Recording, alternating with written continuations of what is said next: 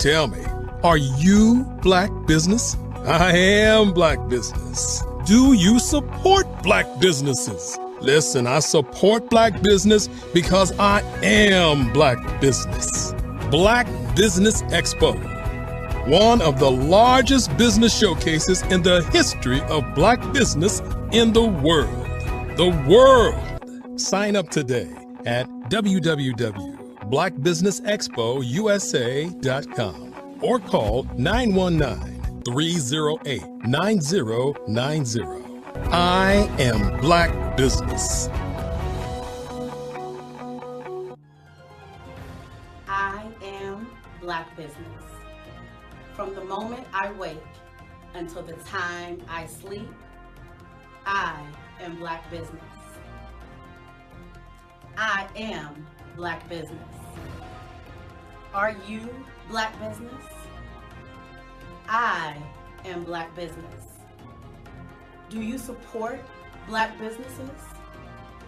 I support Black business because I am Black business. Black Business Expo, one of the largest business showcases in the history of Black America in North Carolina. Sign up today at www.blackbusinessexpousa.com or call 919-380-9090. I am Black business. I am Black business. From the moment I wake until the time I sleep, I am Black business. I am Black business. Are you Black business? I am Black business. Do you support Black businesses? I support Black business because I am Black business. Black Business Expo, one of the largest business showcases in the history of Black America in North Carolina. Sign up today at www.blackbusinessexpousa.com or call 919-380-9090. I am Black business. I am Black business. From the moment I wake until the time I sleep, I am Black business. I am Black business. Are you Black business? I am Black business. Do you support Black businesses? I support Black business because I am Black business. Black Business Expo, one of the largest business showcases in the history of Black America in North Carolina. Sign up today at www.blackbusinessexpousa.com or call 919-380-9090. I am Black business. I am Black business.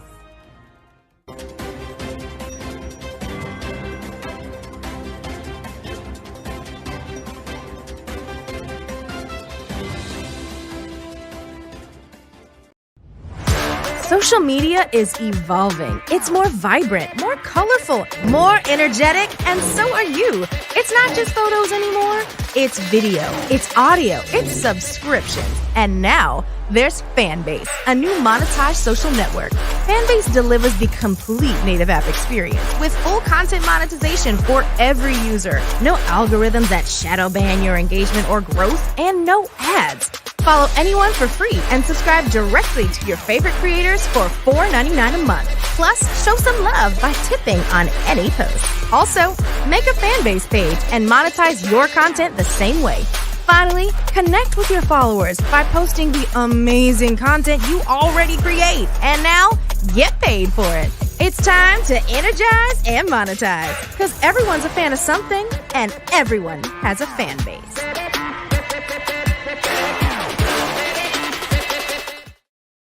Absolutely. So our coaching program help people that have the lack of time, that lack strategies, and lack the confidence to go after their dream life. So we help them implement tools. We help them implement, I love to leave the inherited lack of finances or the education behind finances. But it wasn't until I lost my firstborn, my only son, that life changed for me. And where I was going after it all, living the corporate life, hit my 6-figure income, and living in my dream house with my dream man, driving my dream car. Wow. I nearly lost it all. Wow. When I lost my son. And so I realized it only takes one financial catastrophe that can change your entire life. That's what made me start All New Beginnings. Because no matter what's going on in life, there's a new beginning. And because of that, we develop a program called Wise Minded. My little slogan is, don't just dream it, let's live it. If they want to connect with you or work with you, what is the best ways for them to be able to do that? Well, for my social media guru, you can connect with me on every single social media platform as Tanya T. Wallace.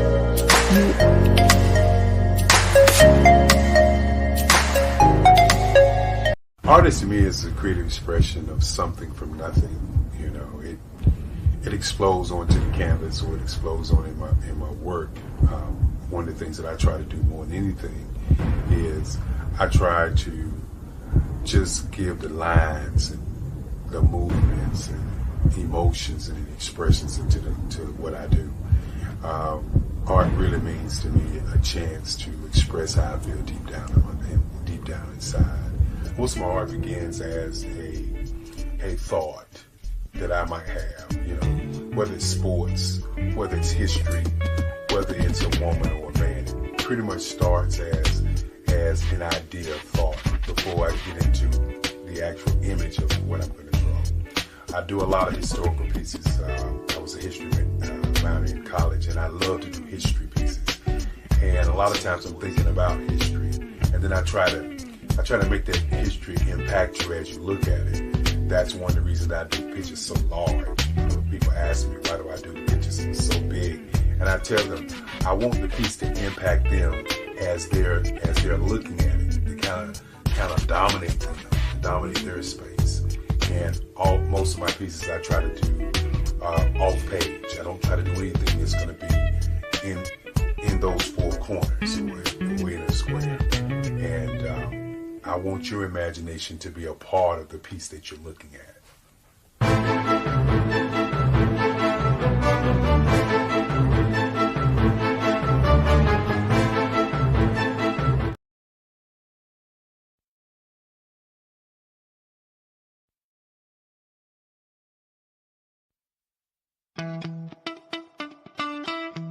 How many times have you been asked to help someone you didn't even know, a student, a business entrepreneur, or did you ever even ask, where did they end up? That business, that friend, that entrepreneur. Well, just maybe they ended up in a gang, bankrupt, homeless, or worse, dead. Maybe they turned to crime, drugs, and alcohol. Did you ever wonder?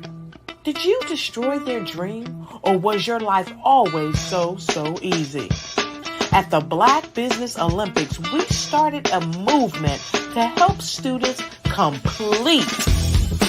Give them hope and foster success. Help them to leave their dreams of providing laptops, computers, and up to $5,000 in scholarship funds. Today, we ask you to help a student, a business owner, or an entrepreneur to realize their dream by sponsoring them, supporting them, and buying from them. Consider this. With $1.6 trillion in our Black community, we only ask for a small donation for our students, our businesses, and our entrepreneurs. And you can change a life today. So I ask you, what are you going to do? Sit on the sideline and watch our students in high school be leaders, miss out on their dream from lack of resources? Or are you going to donate to the movement and change their future and yours as well? Give us a call today at 919-308-9090. Change their life by investing with action to the Black Business Olympic Fund. The Black Business Olympics, one of the largest business showcases of Black business in the history of the world.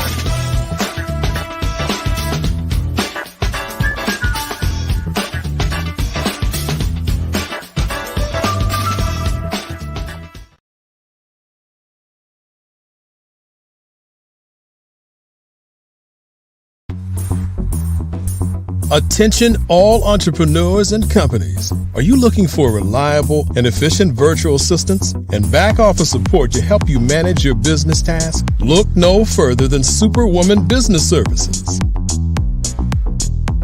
Our team of virtual assistants provides a full range of administrative support services, including operations management, social media marketing, and much more.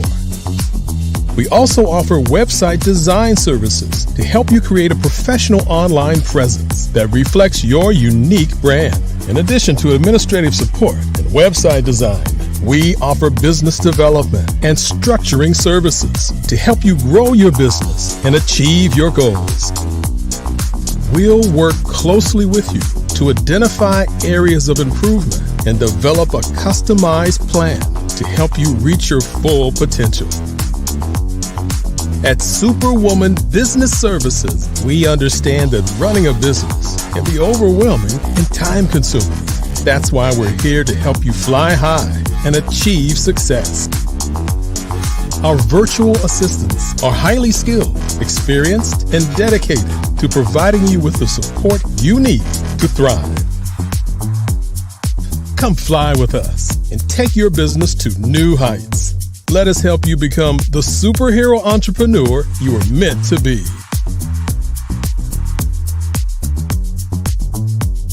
Contact Superwoman Business Services today to learn more about our back office support services. Come fly with us and take your business to new heights.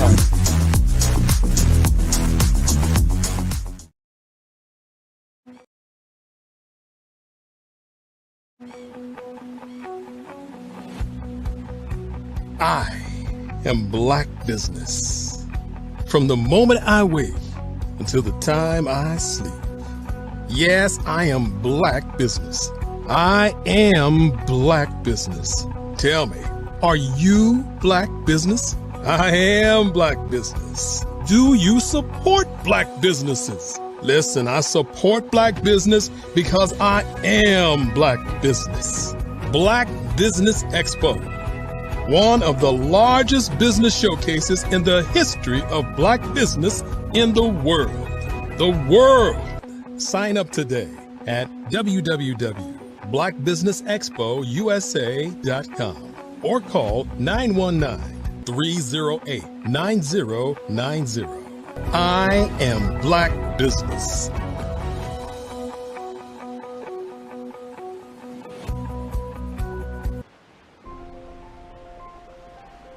What if you could build your own city? A place where every child can find nurturing people to help them achieve their full potential. A place where every adult can access job training support. Where health education is abundant. Where social justice ruled the land. A place without limitations. Welcome. You have arrived at STEM City, USA. It is what every city should be. A safe and trusted community where you find people and resources to help you become everything you are and beyond. STEM City is unlike anything you have ever experienced. It is a digital twin of the world around you, only better. STEM City is about energy and soul renewal. It is more than a digital world. You can almost feel the power of live cultural events, music, and theater. STEM City promises a better future for children, with caring mentors and hands-on activities, with dedicated tutors to support our youth. STEM City is your passport to a healthy lifestyle, with weekly events addressing our community's many issues. STEM City is your financial well-being, with helpful information on wealth management, career advancement, job training, and so much more. STEM City is the community you deserve. It is the city where your dreams can come true. STEM City USA, a place in the sky that is accessible to all who reach for the stars.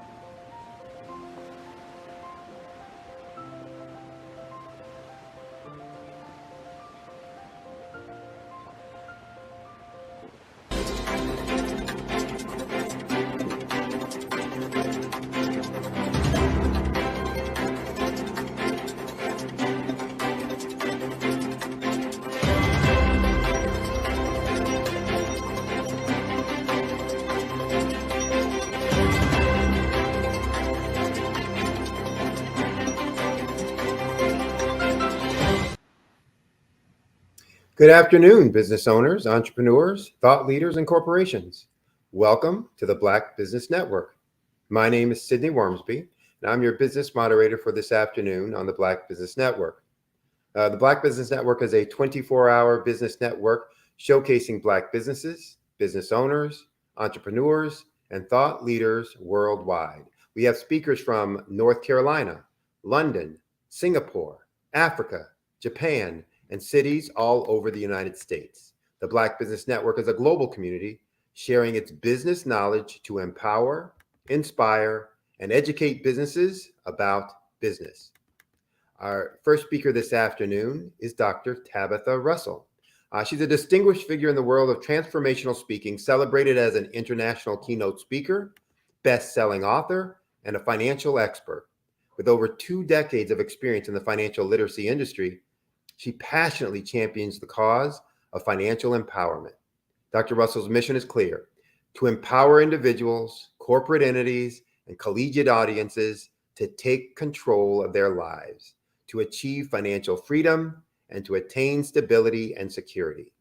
She's known affectionately as the Money Makeover Mogul.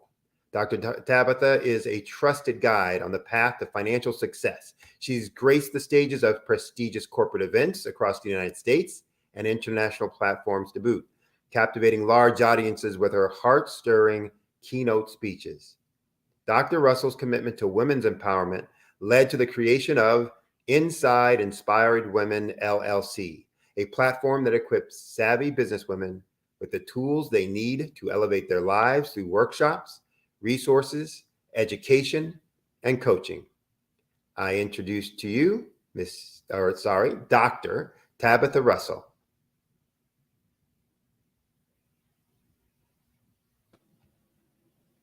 Good afternoon.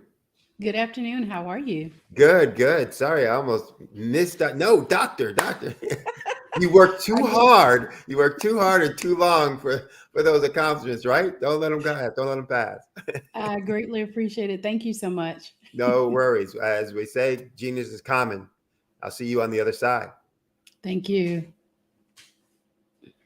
Hello, everyone. My name is Dr. Tabitha Russell, and on today, I would like to talk with you about cultivating a wealth mindset for unstoppable success through collaboration. I will say that collaboration has become one of the things that I am most passionate about in the marketplace, because I realize that in the world of business, there's a lot that goes on a regular basis that sometimes become very challenging to most business owners. So in the high, fast-paced, and highly competitive marketplace of business, cultivating a wealth mindset is essential for achieving unstoppable success.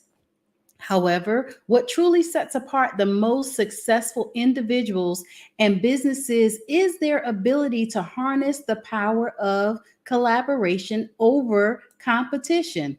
Let's explore how to cultivate a wealth mindset and leverage collaboration techniques to thrive in the marketplace. I don't know about you, but I have been an entrepreneur, a business owner, well over 20 years.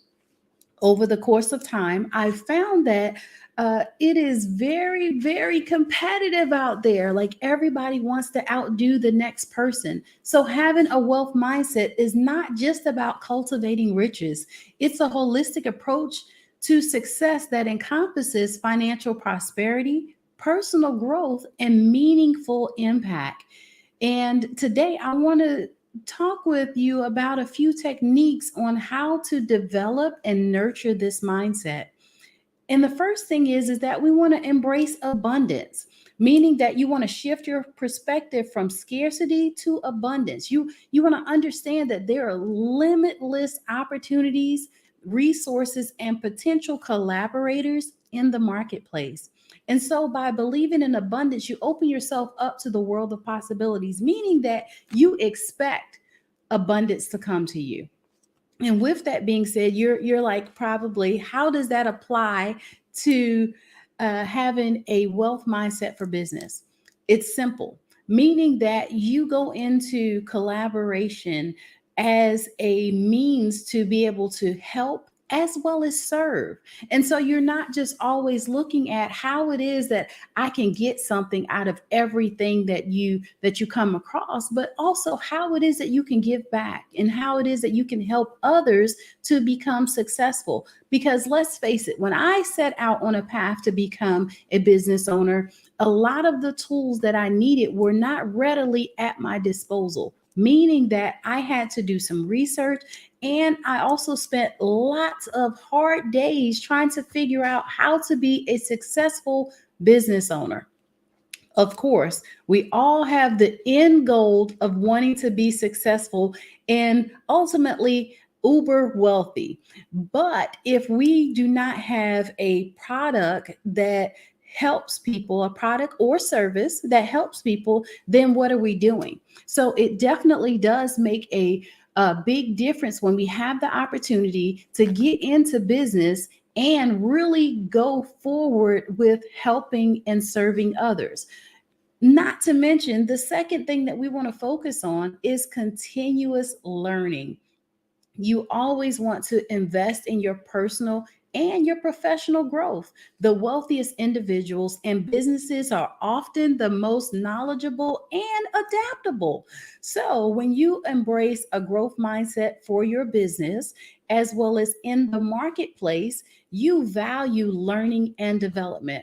I'll be the first sometimes to raise my hand, or quite often to say that I don't know everything. But what I do know, I want to help to impart into someone else the way that I had to learn the information, but not only that, how it is that they can now accelerate their process. Because let's face it, if we go back in and we have to sit down and we have to research every single step along the way in our business, the thing that happens on the end result is that we lose valuable time going forward in business. So one of the great things that I've learned, one of the key tools, is that collaborating with others help you now to cut out all of that time, right? There's few things that you can pick up from here and there that you will learn that it will help you now to be able to go forward in your business a little bit faster, but also more knowledgeable and better equipped for your success journey. And so the third thing is that with goal setting, you also want to use maybe a technique that's called visualization. And with that, you set clear and ambitious goals and you visualize your success. Maybe you create a vision board, or you regularly view your goals to keep your aspirations at the forefront of your mind. And this helps you to stay focused and motivated. Why is that so important in business? It goes back to, why are you doing this in the first place? What's your end goal when you say that you set out to be a business owner? Why is that so important to you? Because there's going to be days where you're going to face some challenges potentially, and it's going to have you where you're going to question why it is that you do this. I recently did some research on statistics of first-time business owners. And let's just face it, the numbers are scary when you look at how many businesses are not successful within their first 1 to 2 years. And so with that, you want to make sure that you set a solid foundation going into your business venture to where it helps you now to solidify you being successful in your business journey. With doing that, you now are able to position yourself to go forward in such a way that where you can build on what you've started. And so if businesses are failing, you want to know what is it that's going to make you successful going through the door, even starting out in your journey. So that way you're not so caught up with the days or the day-to-day challenges that you could potentially face that make you want to quit. Right. So it definitely makes a difference when you have a goal that you've already set out to accomplish and that you do regular check-ins. Right. I tell people that when you do goal setting, you want to make sure that you have short-term as well as you have long-term goals. The short-term goals help you to now be excited about the next goal. And so you don't want to wait until you get the big goal to basically celebrate. You want to celebrate every step along the way. So as you set up those short goals, you now can go in step by step by step, and you can measure how successful you are. I call them KPIs, your key performance indicators. If you have short goals and you're constantly meeting those goals, then now it helps to put you on a plain path, a good trajectory for you to be able to reach your long-term goals. Next, you want to have some positive self-talk, right? Like, I know. We hear that all the time, but you also want to make sure that you have positive reinforcements in your lives that replace the negative thoughts with positive affirmations or positive self-talk. And so a wealth mindset is rooted in self-belief and a can-do attitude, meaning that you want to challenge those limiting beliefs and replace them with empowering ones. And how do you do that? You do that by basically having the opportunity to go ahead and help yourself to be able to be positive, because let's face it, being a business owner is definitely sometimes challenging. So in Inside Inspired Women, which is my corporation, I have the opportunity to help women to solidify their businesses by making sure that we foster an environment of collaboration over competition to begin with. And so with that, we use the tools that each person has in order to help each other. And we foster an environment that is welcoming, that is warm, as well as is built on trust. And so we help one another on getting to that next place. And so with that, I am often very excited about the outcome because I know that we're going into it with good intentions. I believe that we all can do the same thing, but we're also called to a certain subset of people that we're supposed to serve. And with us doing that, we all can be successful. So I will say it doesn't matter what it is that you do, but you want to build yourself a circle and a network that is caring and fostering in the way that you all can help one another.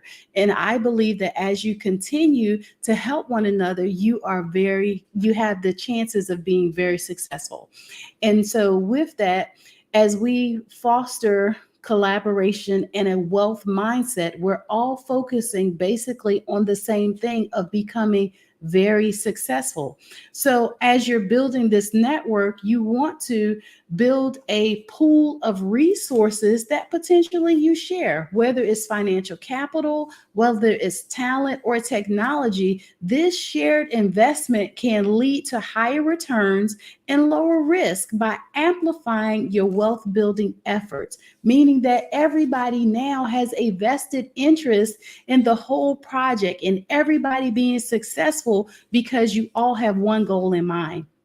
And so with that, I've learned that this is able to now help you all become successful. And when I say lower risk, it means that you now lessen the chances of someone not being successful because everybody has one goal in mind, and that is moving forward. Now, you also want to consider innovation and market expansion.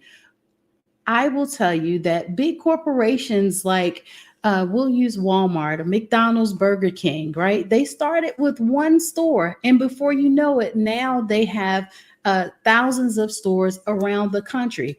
So, with that being said, they have had to have a goal as well as a potential expansion in mind when they were moving forward. So, collaboration sparks innovation by bringing diverse perspectives together. Joint ventures and partnerships can open new markets as well as it drives product development and it creates innovative solutions that set you apart in the marketplace.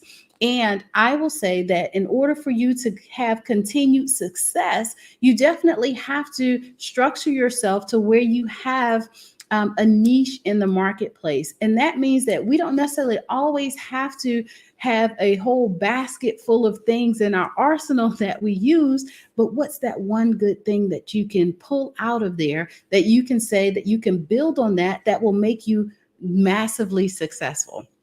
Because anytime we can focus our thoughts, we can focus our talents and our efforts towards one thing, it helps us to be able to build on that and make it bigger and solidify it. I tell everybody, if you can concentrate on one particular subject for anywhere between 2.5 to 5 years, you become the subject matter expert. And it allows you to say that you are number one in the industry. Most of these great speakers, the great business owners that we see today and admire, they just didn't get there overnight. They built up to that place. And so I will say that you have that same ability to be able to do that in business. But you have to set aside the time to be able to build and to work towards that place of success. So as you're goal setting, as you are collaborating with others, and you're building this marketplace expansion network, now it is that you all are able to drive home the process. So I equate this to building a house, for example. There's so many different moving parts in building a house. But for starters, let's look at the people that's needed to potentially put this house project together. You need an architect. You need an engineer. You need a carpenter. You need somebody that's going to do the plumbing, potentially somebody that may come in and do the painting, all these different people. So I know that collaboration has the ability to build something beautiful. And as we continue to focus that way, we surround ourselves with people that have like interest into the project being successful. For example, I believe that in your circle, you should have an attorney. You should have an accountant. You should have someone that can help with marketing and social media. You should have someone that can help with websites and different things like that. Like all of these components, especially in the technology age that we're in today, will help you to become uber successful. Because I did say, a person like myself that own multiple businesses, I don't know everything. But I know that if I surround myself with the right people, with the right network, that I can become successful because they can help me to be strong where I am weak. And I too, with them, I can help them to build up those weak points. Now, let's talk about some win-win outcomes. Collaboration is not a zero-sum game. Collaboration, or when you collaborate, you can create win-win outcomes where all parties benefit. This fosters goodwill, it strengthens relationships, and it enhances your reputation in the marketplace. How many of you know that go-to person? And that go-to person is usually a resource of information, right? Or a resource, so they got a book of people that they can point you to for whatever the service is that you're seeking. Why not let that be you? Why not you have a circle around you that you've built a network that can help you to be able to move forward? And with being able to do that, you now are able to help yourself in so many ways that you never thought possible. Let's talk about overcoming challenges, right? Like I faced a lot of challenges in being a business owner. I made one decision and I lost somewhere around $500,000. Now, if that won't make you a little upset, then I don't know what else will, because I ultimately lost everything. I ended up having to rebuild and restructure my whole life because of that one decision. And so, cultivating a wealth mindset and embracing collaboration, when you face some hurdles, you can overcome them. Now, one thing that you have to get rid of is the fear of competition. And you recognize that healthy competition can drive innovation and growth, and you embrace it as a motivator rather than a threat. And so you should welcome the times where people want to compete with you, right? When it's healthy, I want to be the first at doing whatever. And you set goals around that. And it's okay if it's within your circle, because now you're using it as that motivating driver to help you to reach your level of success. And I believe that when we embrace competition and get away from the fear of it, that we will see ourselves in a different way with a can-do kind of attitude. Now, another big thing that we may have to get rid of is letting go of ego and the driven thinking that places you at the center of everything. Now, collaboration requires humility, and it also requires a willingness to share the spotlight in business. And I will say that you never know who knows somebody that can help you to get to that next place. And so all of us have a network at our disposal, that circle of friends that you have, those business collaborators. You want to definitely use that and use that to your advantage well, so that way you'll be able to now potentially get into some places that you normally would not get an invitation to, or use it to be able to now help to serve your clients in an amazing way. Now, I will say that most of us have money at the forefront of our goal. We want to make hundreds of thousands of dollars and millions of dollars. With that being said, I always say that money should not be the first thing that comes to mind when we talk about a wealth mindset. And I know that that probably is a little counterproductive when we say that we want to be wealthy, right? But look at it this way.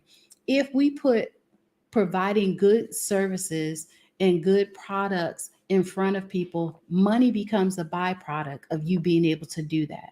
And so if we now change and shift our mindset to where we're providing good products and services, now the outcome is that money automatically comes, because you're more concerned about making sure that your consumer is happy, your consumer is satisfied, more so than you just getting a few dollars from them. And this is how you now create a reciprocal environment where your customer is happy to now bring you money, and potentially you create a residual effect, meaning that your customers want to come back to you because you gave them good service or you gave them a good product. And so you now have the ability to foster a win-win and positive environment even within your own business. But we have to make sure that we are doing our first things first. I had the awesome privilege of writing a book. It's called I Divorced My Money and Married My Mindset. And I will say that doing that project allowed me to be able to take the thought of money being first off the table. And as I've now fostered and changed everything to where it is client focused in service, now you don't think about the money. You don't have time to think about the money, because you're trying to think of how is it that you can service that customer first before you get to asking them for the money.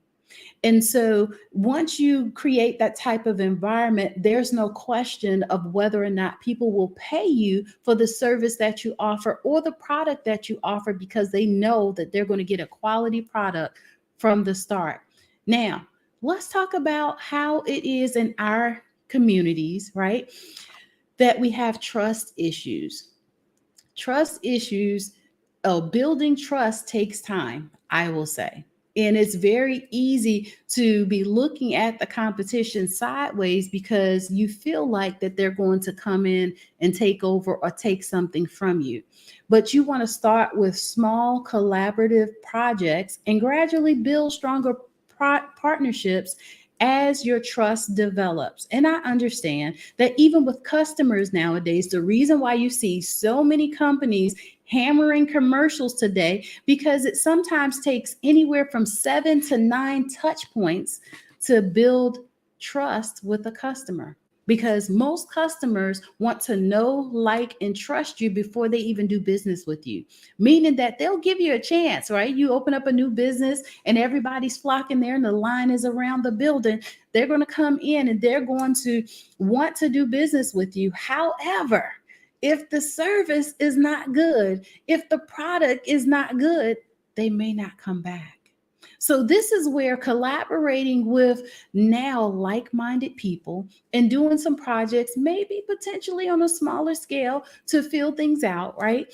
It's going to help you to now avoid the pitfalls, avoid the areas that you need to be concentrating on, because they can tell you how it was when they first launched. They can tell you how it was that they now have leveled up and they service customers, and you implementing some of those things can be helpful as well. Now, communication is everything. Effective communication is key to successful collaboration. You need to be clear, open, and responsive in your interactions every single day. This is what's going to help you to be light years above the competition. I regularly look at how it is that I receive service when I go into various businesses.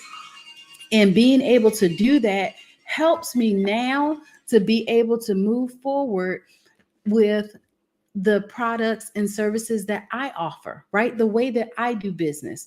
And so by paying attention to that, it really has helped me to be able to say, look, I am giving good service because I know that we have a good product at the end of the day.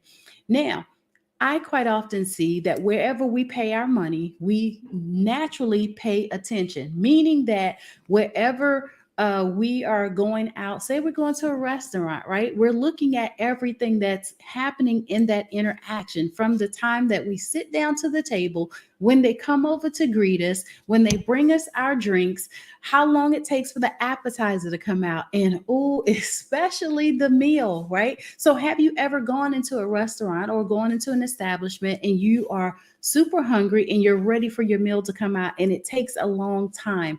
This is where people now are sometimes a little bit concerned about the type of service that they're going to get and whether or not you will have a second chance to make a first impression. I will say that first impressions in business is everything. So you want to make sure that that first impression is a lasting one that also leads to repeat customers. And so with you having the ability to create that network, right? That collaboration that allows you to be able to now compare and potentially get some information from those that you have in your network, that helps you to build a great customer experience. And being able to build that customer experience is what now helps you to 10x your business. I've seen where business growth has come naturally, meaning organically, because of word of mouth experiences, and especially being in the day and age of social media, right? People post about their good experiences. People post about the opportunity for them to now blow your business up with good reviews and different things like that because they got a good experience. So I just know that having a good network, a solid circle of people that you can collaborate with can help you to do that. Now, just imagine if we just focused on that for a minute, focus on just collaborating with others and sharing key business insights, how much better our businesses could be potentially. Not to mention how the world of networking can open up things for us, because I believe that your network equals your net worth, meaning that you now have people surrounding you that's helping you to learn the key things that you need for your business, like investing, for example, or like how to definitely structure yourself to where you maybe get somewhere you learn, right? You invest in a coach, you invest in a mentor, a trainer, somebody that can help you to now overcome some of the obstacles that you may have experienced before. I will say you owe it to yourself not to sit there in silence and just try to figure out on a regular basis what to do, how to do it, when to do it. Like, who has time for that? Like in business, success loves speed, meaning that the faster that you can get your product to market, the faster that you can get your services to market, a lot of times the better it is for you to be able to service people. The reason why we get into the competition mode is that we feel like, oh, okay, if they can do it, then I can do it. I think that is great. We all should feel like we can do it too. However, sometimes you have to slow down and say, realistically, can you do it? And when you do that, you now take a realistic approach towards whatever it is that you're trying to work towards, because you have the right tools in hand to begin with. I would say that we all operate or could operate from a place of success when we're honest with ourselves and saying that, yes, I have the right tools. I feel like the time is now for me to become that business owner that I've always dreamed to be, or the time is now to expand, right? A lot of us have been in business for a long time, and at some point you go through different stages of your business, different intervals. And I will say that growth is key. You do not want to stay in the same place feeling like you're going to get a different return, right? Like you can't continue to do business the same way that you've always done it when technology is coming up. Let's face it, artificial intelligence is here.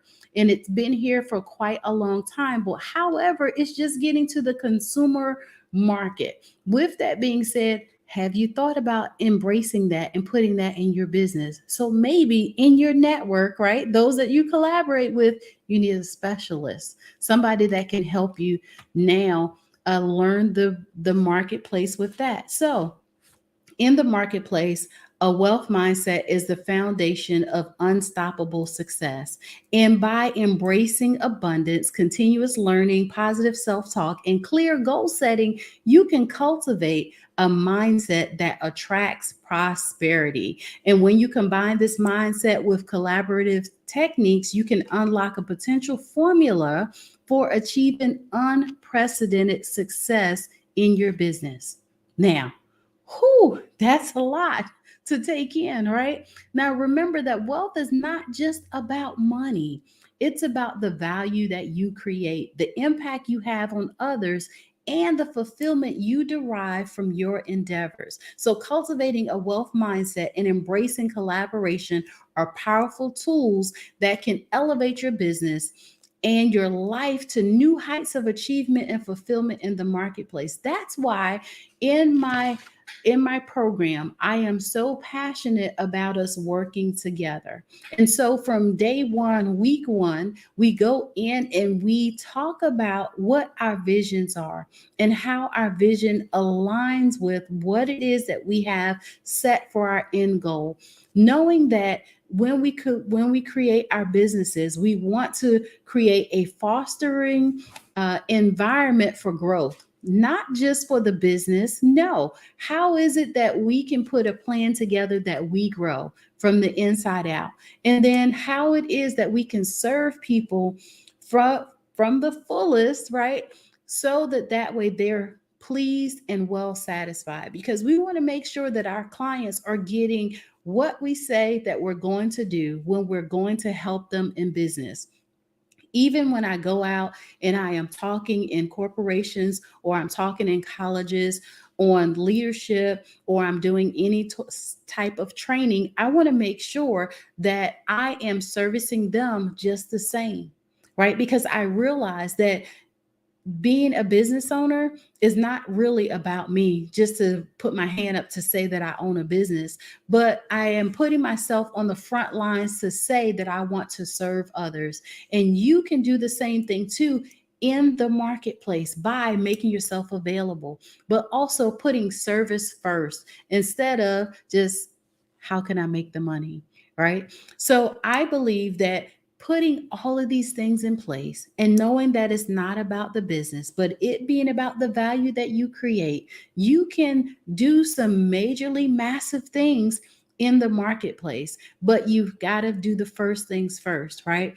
If you find that you don't have time to sit there and do the research, it's okay for you to solicit some help.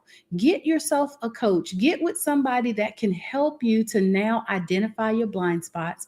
They can also help you to come up with an action plan, because having a coach is a collaborative effort that you guys work hand in hand together. It's a partnership that you get somebody to help you to put that together. My primary focus is helping business savvy women to create that business or expand that business, but we do it from a collaborative effort and making sure that I can only go as fast as you allow me to. I can help you to pinpoint the different areas that potentially need some improvement, but also how it is that we can work together to accomplish the overarching goal that you have set for your business. And with being able to do that, I have seen hundreds of women become successful as a result of them making a decision of saying that I need some help, or I don't know everything.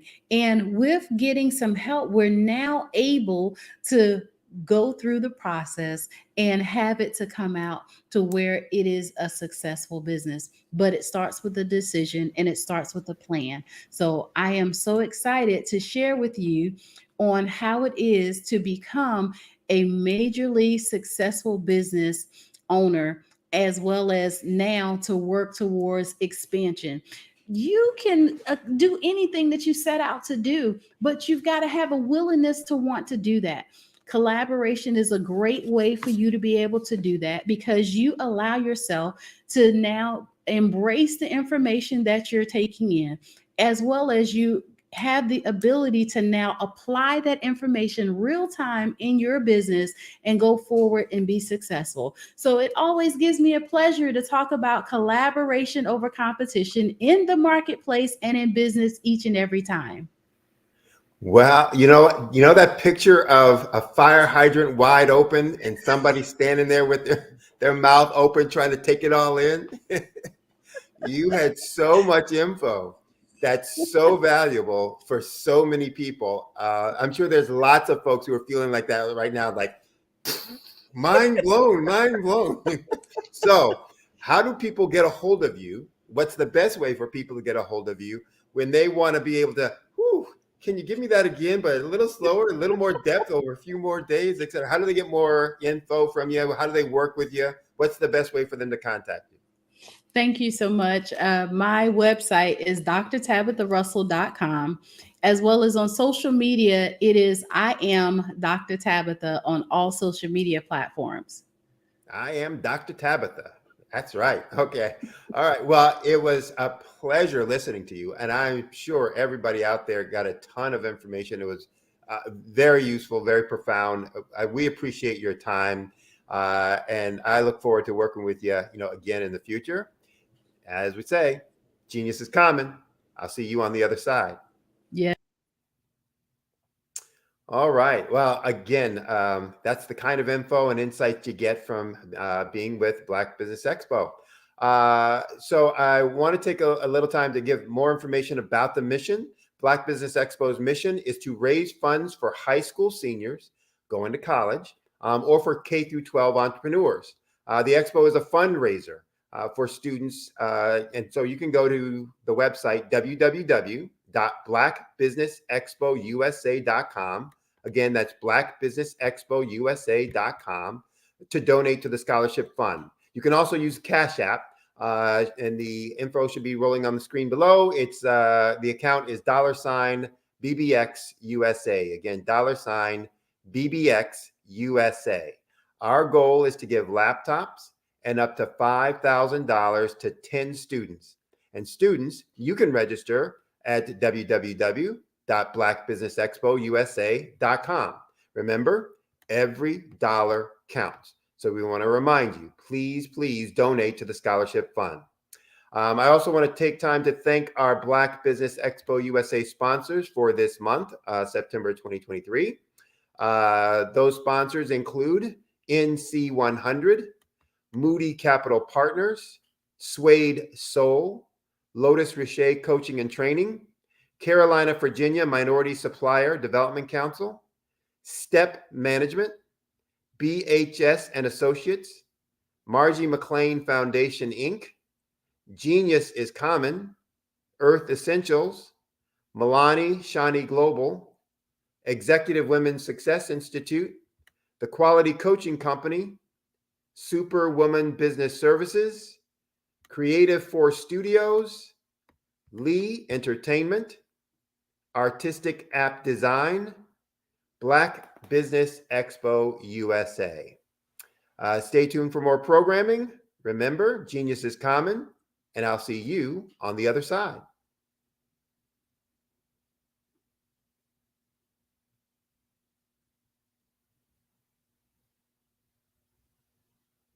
I'm Ramon Gray, founder of Smart Hustle Magazine and smallbiztechnology.com.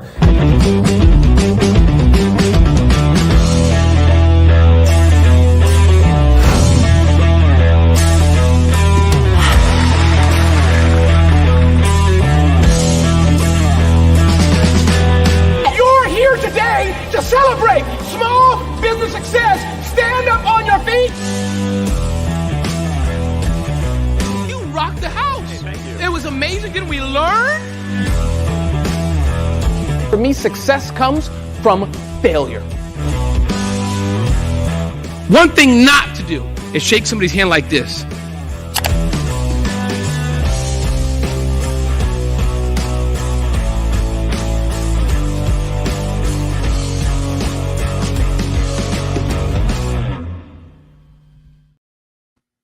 I was born in a little village on the island of Haiti. Many deadly diseases pounded me. It is as if they were on a mission to end my existence on this earth. I refused to give up. In 1983, I left Haiti and came to the United States of America. And I came with $5, 2 shirts. I didn't speak any English. I came to Atlanta. I got a job. I was a doorman. I was a doorman with a dream. What I used to do, I used to come on stage. I'd rehearse this moment that I'm standing in front of you. That's the power of a dream. Maybe today is the day you begin acting as if you already have it. And then step out with full force. Take a risk. No condition is permanent. Don't let your situation distract you. You are chosen. You are called. You are born for a purpose in this life.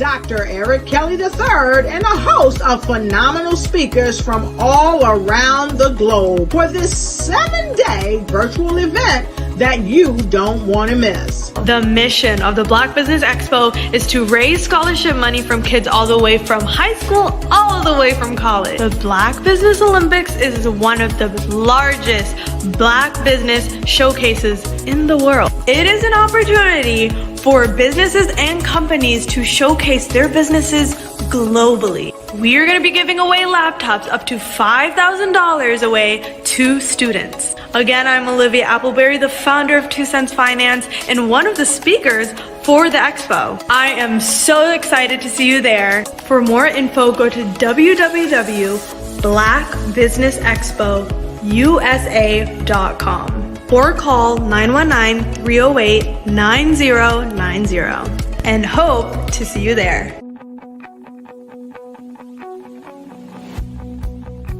I am Black business. From the moment I wake until the time I sleep. Yes, I am Black business. I am Black business. Tell me, are you Black business? I am Black business. Do you support Black businesses? Listen, I support Black business because I am Black business. Black Business Expo, one of the largest business showcases in the history of Black business in the world. The world. Sign up today at www.blackbusinessexpousa.com or call 919-308-9090. I am Black business. I am Black business. From the moment I wake until the time I sleep, I am Black business. I am Black business. Are you Black business? I am Black business. Do you support Black businesses? I support Black business because I am Black business. Black Business Expo, one of the largest business showcases in the history of Black America in North Carolina. Sign up today at www.blackbusinessexpousa.com or call 919-380-9090.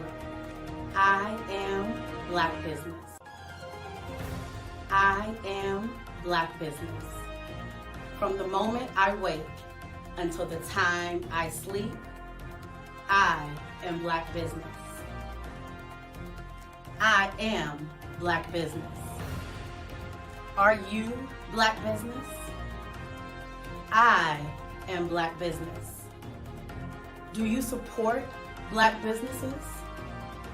I support Black business because I am Black business. Black Business Expo, one of the largest business showcases in the history of Black America in North Carolina.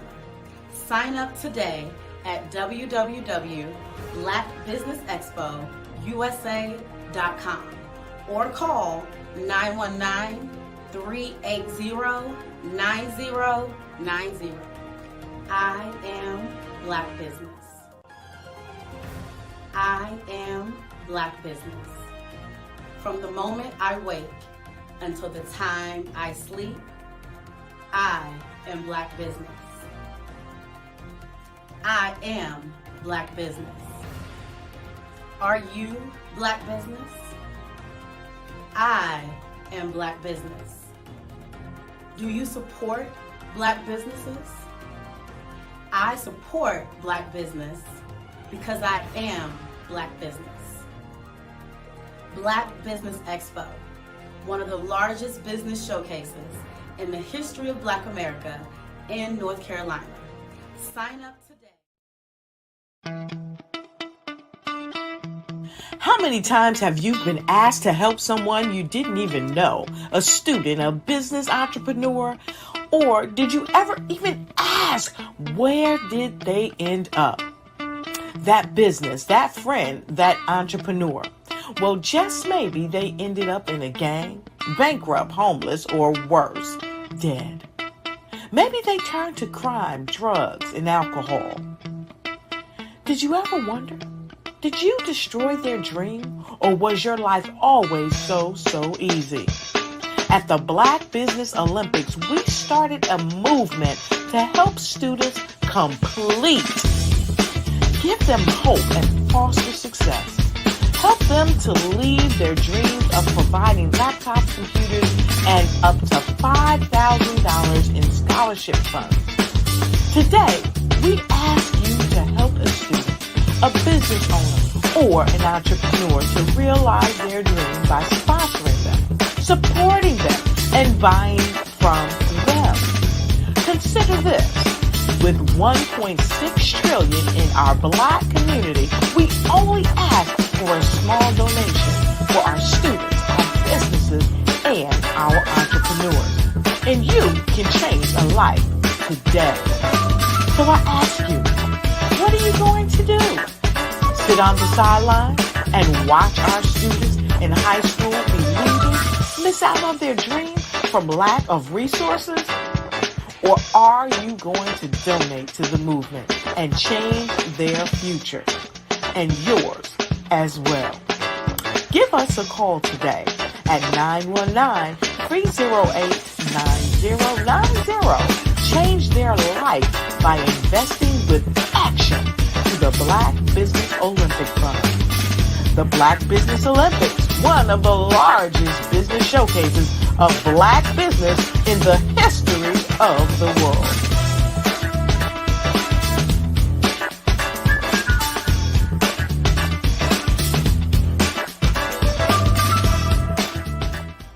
Artist to me is a creative expression of something from nothing. You know, it explodes onto the canvas, or it explodes on in my work. One of the things that I try to do more than anything is I try to just give the lines and the movements and emotions and expressions into to what I do. Art really means to me a chance to express how I feel deep down inside.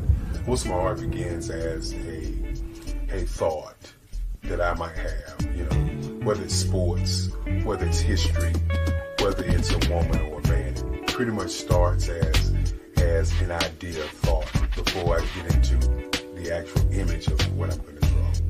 I do a lot of historical pieces. I was a history minor in college, and I love to do history pieces. And a lot of times I'm thinking about history, and then I try to make that history impact you as you look at it. That's one of the reasons I do pictures so large. People ask me, why do I do pictures so big? And I tell them, I want the piece to impact them as they're looking at it, to kind of dominate them, dominate their space. And most of my pieces I try to do off page. I don't try to do anything that's going to be in those four corners or in a square. And I want your imagination to be a part of the piece that you're looking at.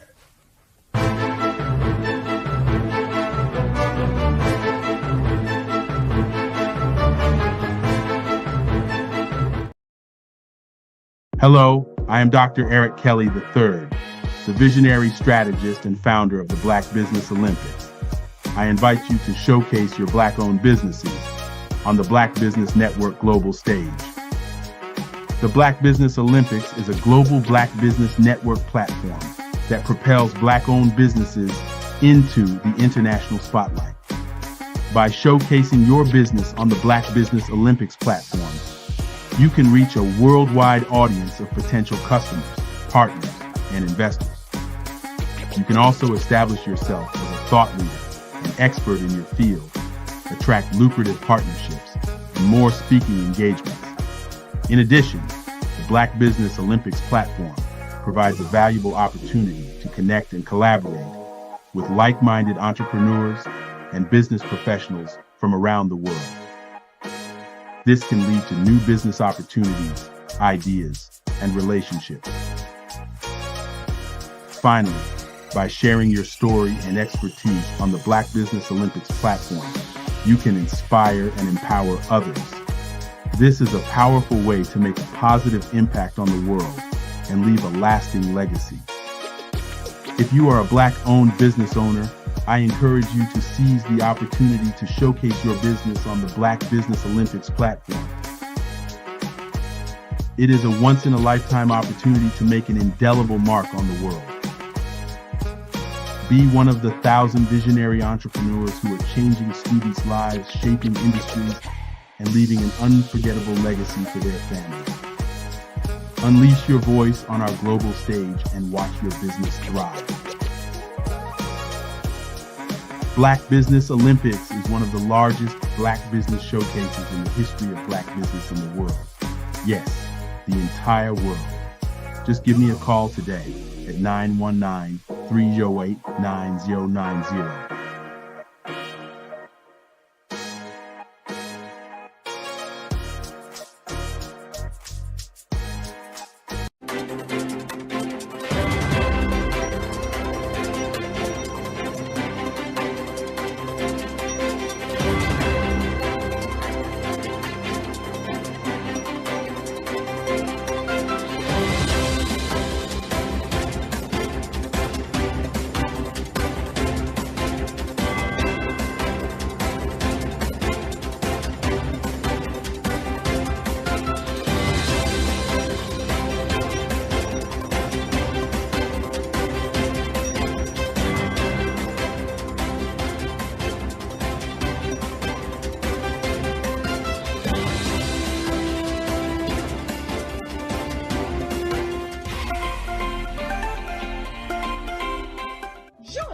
Dr. Eric Kelly III and a host of phenomenal speakers from all around the globe for this 7-day virtual event that you don't want to miss. The mission of the Black Business Expo is to raise scholarship money from kids all the way from high school, all the way from college. The Black Business Olympics is one of the largest Black business showcases in the world. It is an opportunity for businesses and companies to showcase their businesses globally. We are going to be giving away laptops up to $5,000 away to students. Again, I'm Olivia Appleberry, the founder of 2 Cents Finance and one of the speakers for the expo. I am so excited to see you there. For more info, go to www.blackbusinessexpousa.com or call 919-308-9090 and hope to see you there. I am Black business. From the moment I wake until the time I sleep. Yes, I am Black business. I am Black business.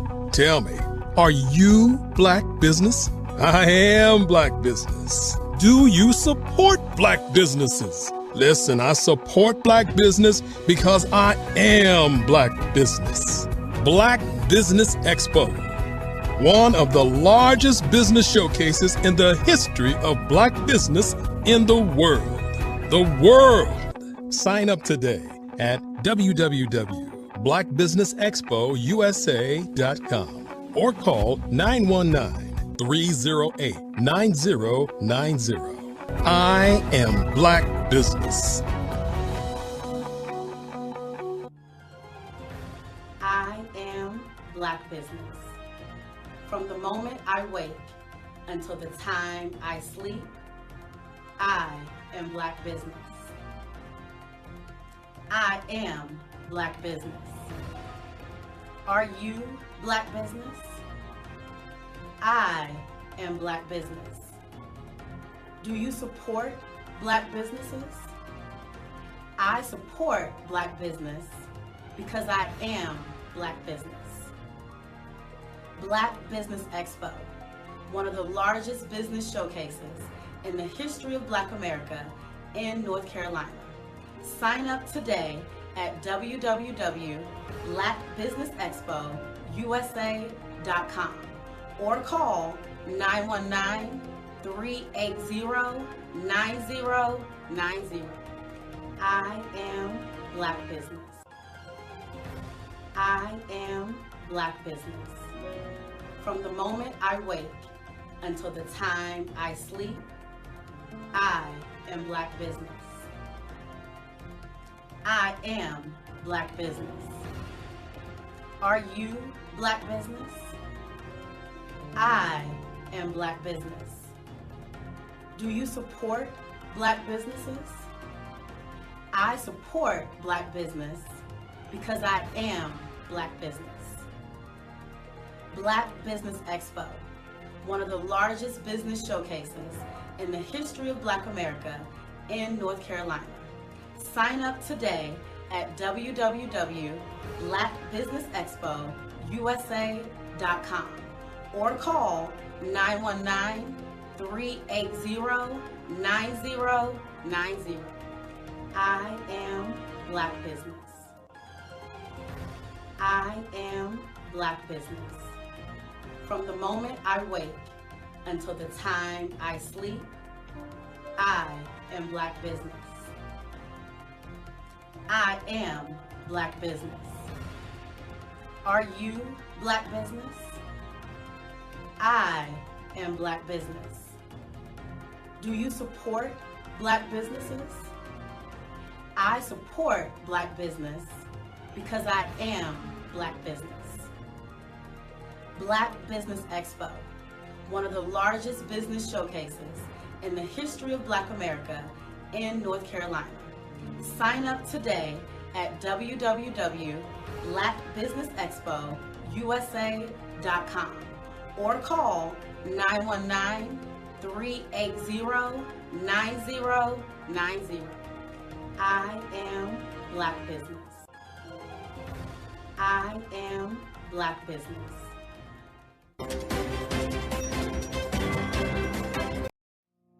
Did you know that approximately 333.34 million businesses exist today, according to a report from 2021?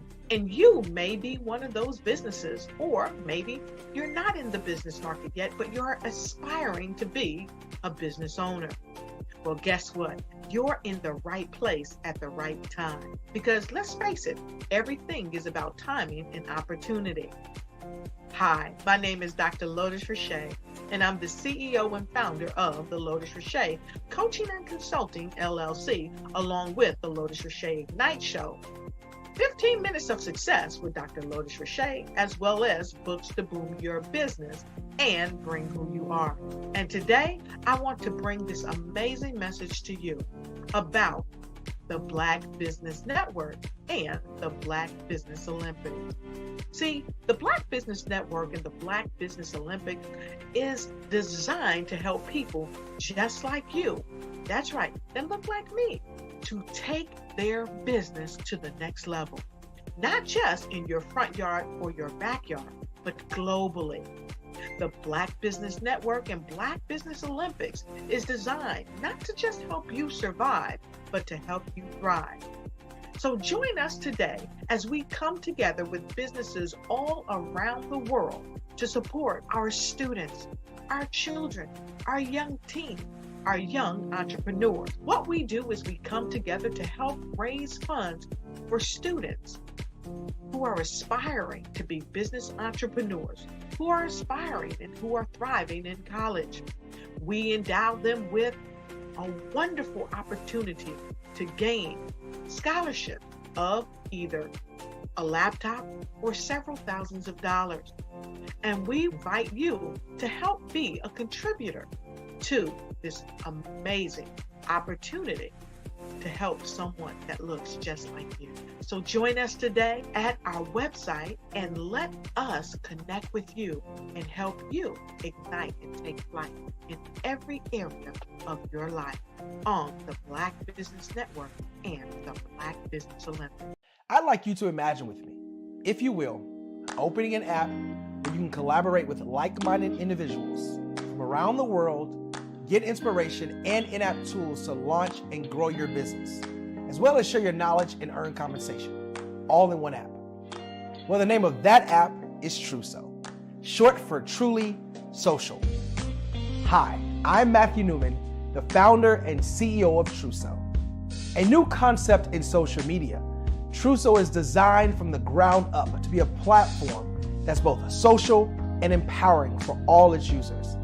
How exactly do we do that? I'm glad you asked. First, Trousseau brings the world together via video. Psychologists assert that video provides a significantly more effective connection than audio only. When you enter a community on Trousseau, you're face to face. Second, on Trousseau, you don't have to have 1 million followers to monetize. Our business model allows all hosts and moderators to monetize, no matter the size of your following, by 1, producing fee-based content, and 2, inviting others to join the platform as subscribers. Even more, Trousseau has an in-app resource library with over 100 free resources, forms, and documents to help you build your brand and grow your business. Third, Trousseau is inclusive. The deaf and hard of hearing communities make up 360 million people worldwide. Unlike audio-only apps, Trousseau embraces its community, providing a networking platform that allows them to participate via video and closed captioning. We even have a deaf and hard of hearing foundation in the works as well. Fourth, Trousseau is both social and safe. We refer to Trousseau as a virtual extension of the beauty shop, barbershop, and brainchild of the community. A place where there's laughter, along with wisdom, growth-oriented conversation, and genuine connections in a safe space. Trousseau even has proprietary security to ensure we maintain a safe environment for everyone. Where are we at now? Trousseau is live, y'all. We've launched in beta and we're acquiring users daily. We have an incredible development and marketing team, plus amazing celebrity influencers at the table, helping us spread the word around the globe, beginning within the African diaspora and beyond by creating a safe space for growth, connection, and collaboration. We're truly excited about Trousseau. We've created something special for which there is a global market. And we invite you to embark on this journey with us as a shareholder. The future for Trousseau is truly bright. Join us and let's go there together.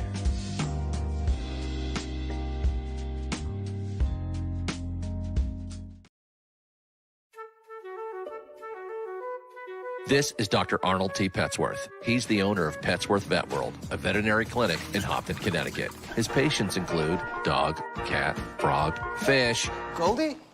dog, and this alpaca. Due to doctor-patient confidentiality, we can't tell you their names. Business at Vet World was steady, and then quarantine hit. Neighbors brought new four-legged friends into their homes. Bunnies. Bunnies everywhere. Dr. Petsworth welcomed these new patients with open arms. The only problem? There were more appointments than he could manage. That's when Dr. Petsworth turned to his American Express business card, which offers spending potential that's built for his changing business needs. He decided to hire a new assistant, Julio, and with spending power built for business purchases, he used his card to furnish a new exam room. Together, Dr. Petsworth, Julio, and American Express Business made sure all the pets of Hopton got the love and care they deserve. And everyone was happy. Get the card built for business by American Express.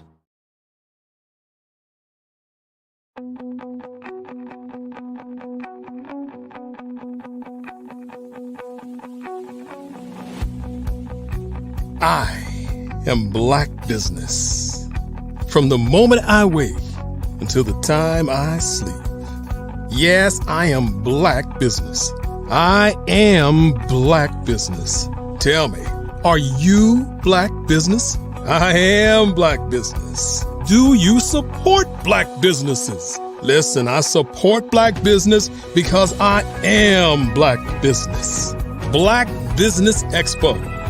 One of the largest business showcases in the history of Black business in the world. The world!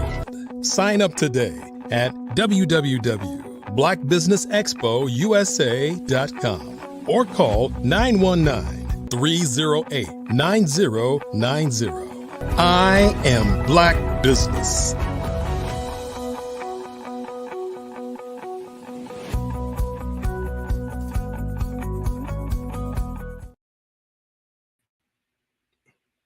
Good afternoon, business owners, entrepreneurs, thought leaders, and corporations. Welcome to the Black Business Network. My name is Sidney Wormsby, and I'm your business moderator for this afternoon on the Black Business Network. The Black Business Network is a 24-hour business network showcasing Black businesses, business owners, entrepreneurs, and thought leaders worldwide. We have speakers from North Carolina, London, Singapore, Africa, Japan, and cities all over the United States. The Black Business Network is a global community sharing its business knowledge to empower, inspire, and educate businesses about business. This afternoon, I'm going to change up a little bit. I'm going to be your next speaker, but I was planning on talking about something around leadership for change, but I wanted to, just based on a conversation I had just earlier this afternoon with one of my clients, change the focus slightly to a conversation about whether we are going to, as a business and a business owners, dive, survive, or thrive through the impending turmoil that's going on throughout the business world globally, not just here in the U.S., but all over the world. So indulge me a little bit. I hope that will be okay, and I hope you'll get some learning out of this as well. At least that's my intent. As I said before, my name is Sidney Wormsby. I have a background both as a corporate exec with a diversity of experiences on the operations side, on the customer side, sales side, also on the general management and business executive side, in all functions of business, and working for some of the top Fortune 50 companies, Fortune 100 companies in the world. So for an International Paper Company, for Eastman Kodak Company, for Mead Corporation, for PepsiCo, for Citigroup, and for JP Morgan Chase, Citigroup now called Citi. So I've had a variety of positions with them in a variety of industries, involved in both startups and turnarounds. So each phase of the business. But in addition, I've also been an entrepreneur. So I've owned and operated my own 15-restaurant business that was across 4 different states. I've had my consulting practice. I've also been an adjunct professor where I've taught every class and course within the business college within Brooklyn College, which is one of the campuses for the City University of New York system. So I've been an author and a speaker. And so I say all that not to toot my own horn or to impress, but really to say I understand and I know business, and I know the business of business. And the things that I'm going to talk to you about today are things that I've actually implemented both as an entrepreneur in my own business, but also as a manager, leader, and executive within some of the top Fortune companies within the world. So with that, what do I want to talk about today? Again, I want to talk about the situations that we're all seeing throughout the world now are pretty turbulent. There's all kinds of questions about whether we're going to be in a recession. Is inflation going to take over? And even though in the U.S. Inflation has stemmed a bit over the last 6 to 9 months, there's still question and uncertainty in people's minds. And globally, that's definitely the case, where people are wondering what's going to be happening in the world in the next few months, and will there be widespread inflation and therefore recessionary practices and pressures throughout the business community. And what does that mean for me if I am a business owner? What will I be able to do or not do with my business based on that? So what I want to talk about today are really to give you some actionable strategies that you can use starting today with your business that will hopefully stimulate some of your creative thinking to identify either new markets or to generate more new leads and more leads for you in your business, to some information that may help you tailor your offerings to your target markets or to new markets to increase your conversion rates and therefore your sales. And maybe to give you some strategies and ideas that will actually grow your revenue and profits in a very explosive, exponential way. So that's the objective of what we're going to do and what I'm going to talk about, and hopefully what you'll get out of this.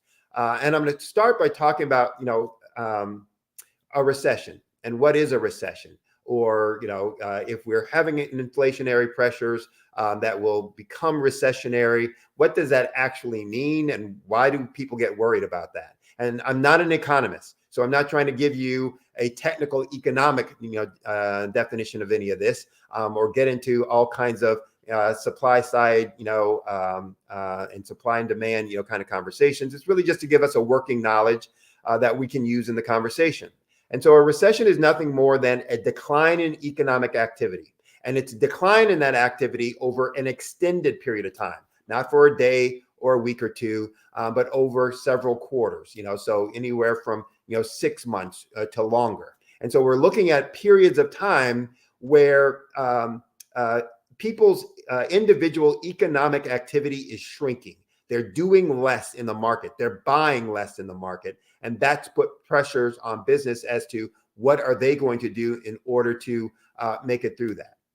What are some of the causes? There's lots of causes. It can be financial crisis. That's what we had in 2008 globally, where the financial industry was collapsing, and that put monetary pressures, and people were all concerned about, okay, what are we going to do? And what does that mean for business? There's no credit available, et cetera.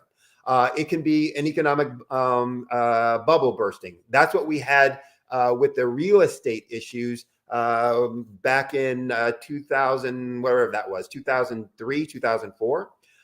It can be because of natural disasters. That's what we had with the pandemic, where we had, this dangerous situation on a medical perspective that was causing issues globally. It can be a supply side issue, a supply shock, or a supply break, which is what we're seeing now coming out of the pandemic. So there can be lots of reasons and causes for this economic shrinking of activity, and therefore recessions or recessionary pressures. But at its core and at its foundation, a recession is nothing more than a form of a business crisis. It's just another form, a different form of a business crisis. And a crisis is what?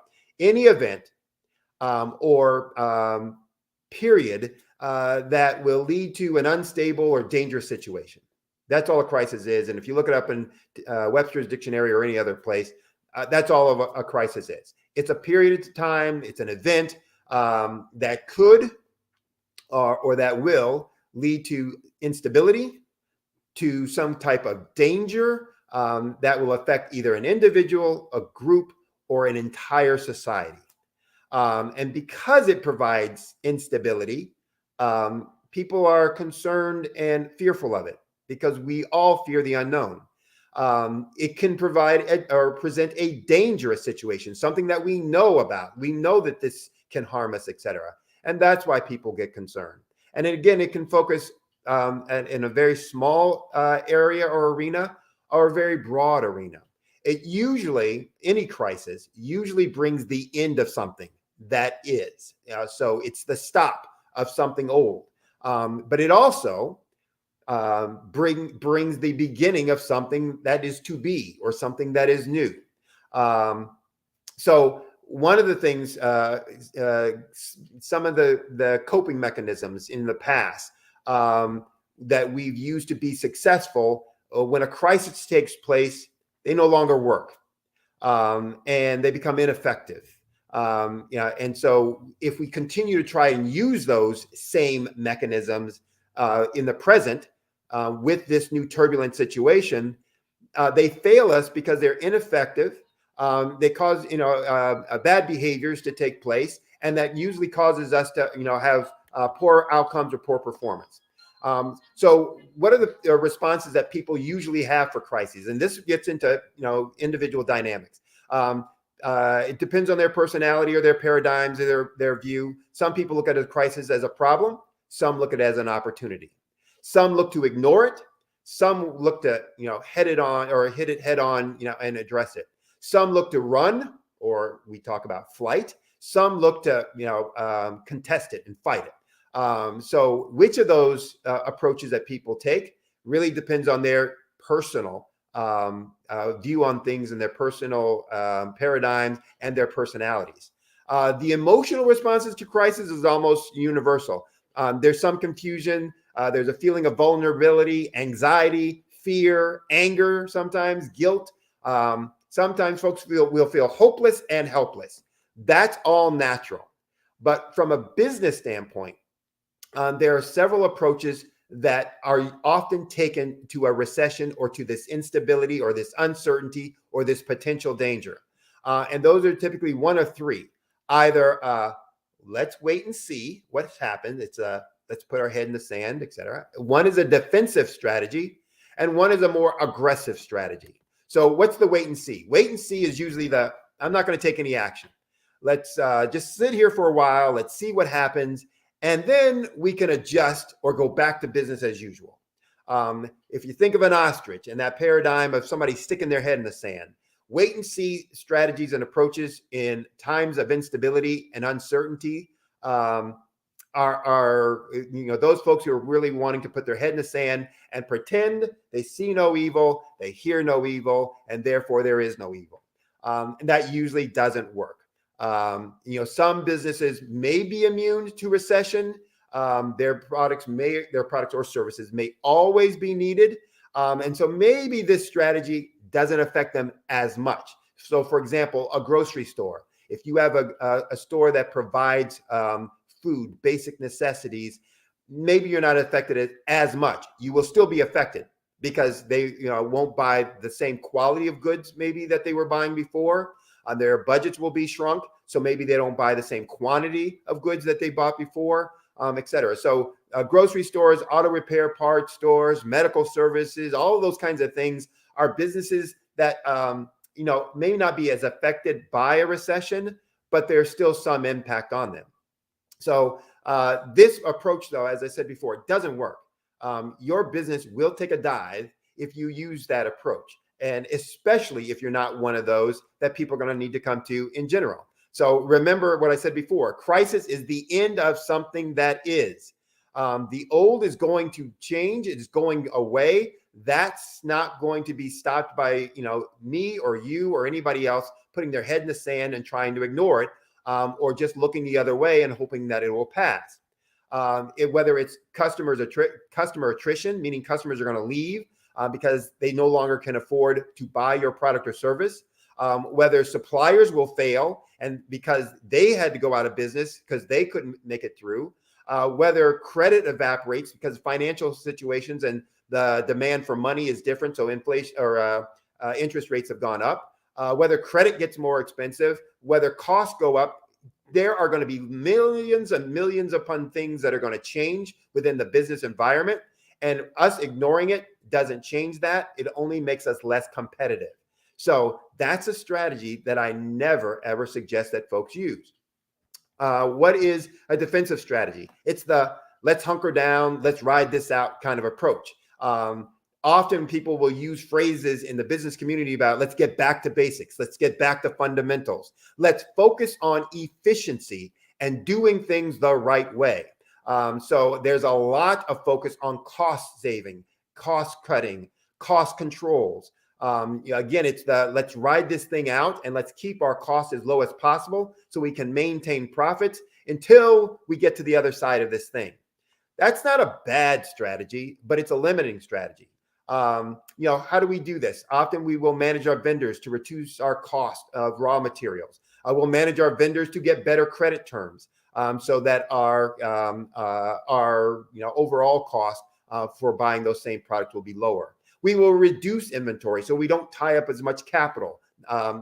Finished goods inventory, work in process inventory, raw materials inventory, all will be reduced in those times where we want to make sure we're reserving more capital. We'll reduce labor and labor costs, reduce overtime, reduce the size of bonuses or commissions, sometimes cut out labor.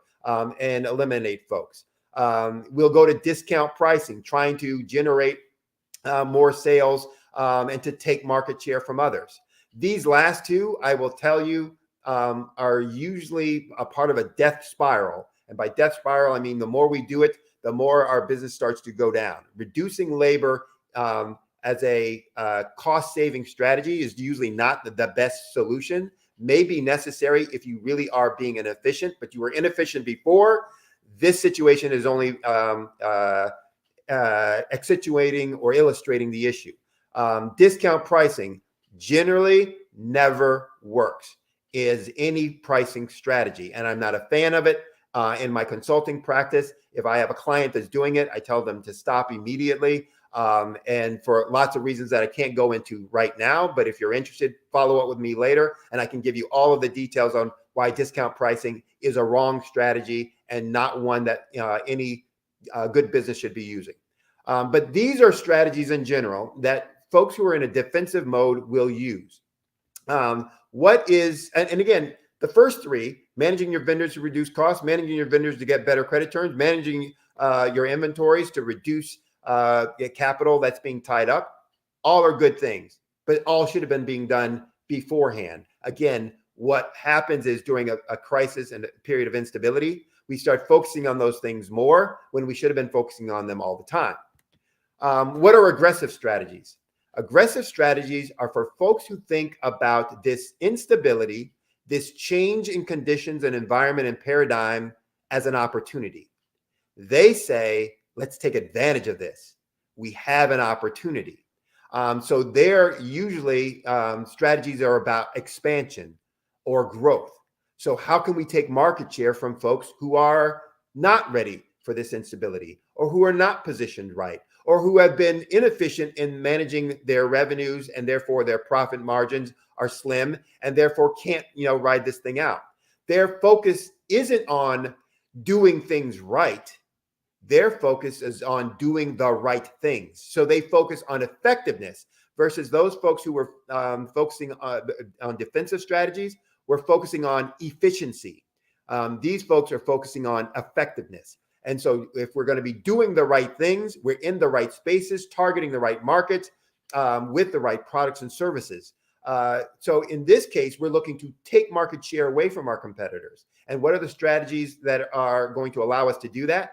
Given this new instability, given the new change in paradigms within the market and environment, given the change of needs, pain points, wants of our target market and our customers, we'll start addressing those things. How can we expand usage of our existing products or services? So that's an aggressive strategy. We have these existing products or services. Given this new market, this new instability, this new dynamic, this new paradigm, how can we repurpose for a bigger market, for a different market, for an additional market than what we were doing currently?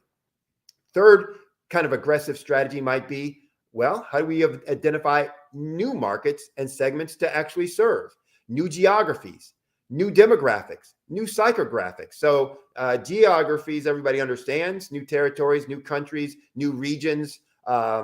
Demographics, folks understand it's, this younger market, this older market, this market with, this kind of income level, yada, yada, yada. Psychographic, though, is something that most folks don't always look at or think about. Psychographic are organizing those folks in the ways that they think or in the way that they are living as a lifestyle. So dual income, no kids, the silver, generation, any of those kinds of things.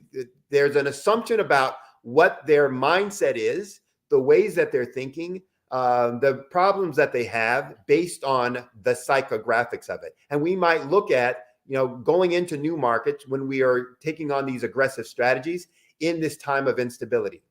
And the last might be creating a new niche, a new sliver where we create a new benefit to a new market, or tout an existing benefit that we have with our current product to a new market. So all of those are examples of aggressive strategies. So, here's the, kind of spoiler alert. We should always be taking aggressive strategic approaches to the business, not just in times of instability, not just in times where, there's danger ahead, where, entering a period of high inflation or potential recession. The things that I just talked about are things that we should always be doing. So the question is, well, why don't we then? Why don't we get anxious and afraid, vulnerable, hopeless, et cetera, when a recession is forecasted? And why should we not be getting anxious and afraid when a recession gets forecasted? If we're always focusing on the business with an aggressive mindset, we tend to not be nervous, not get bent out of shape, not feel hopeless, not feel vulnerable when a recession gets forecasted. When we don't do those things, when we're not doing those things, that's when we get concerned. Am I going to be okay? Is this going to be right? So you should be thinking right now, am I worried about a recession? Is one coming? How do I feel about my business relative to it? What would be my normal approach? And what is it I'm thinking about with what these people are thinking right now, or what I'm hearing right now in terms of the process? It's one of those things where if you understand who you are as a person, how you tend to do things, and what the right approach should be, it can help you navigate your decision making when you're actually faced with that. So why do we often not do the things that we should be doing in terms of always taking an aggressive approach? I always talk about the Pareto rule and what we always know as the 80-20 rule, where 80% of whatever activity or outcomes that we're wanting are generated by 20% of our actions. And in business, what that means is 80% of our revenue and our profits are generated by 20% of the things that we do on a daily basis. And vice versa, we spend 80% of our time each and every day on things that only generate 20% of our revenue and profits. That sounds crazy. That is crazy. And the question is, why do we do it?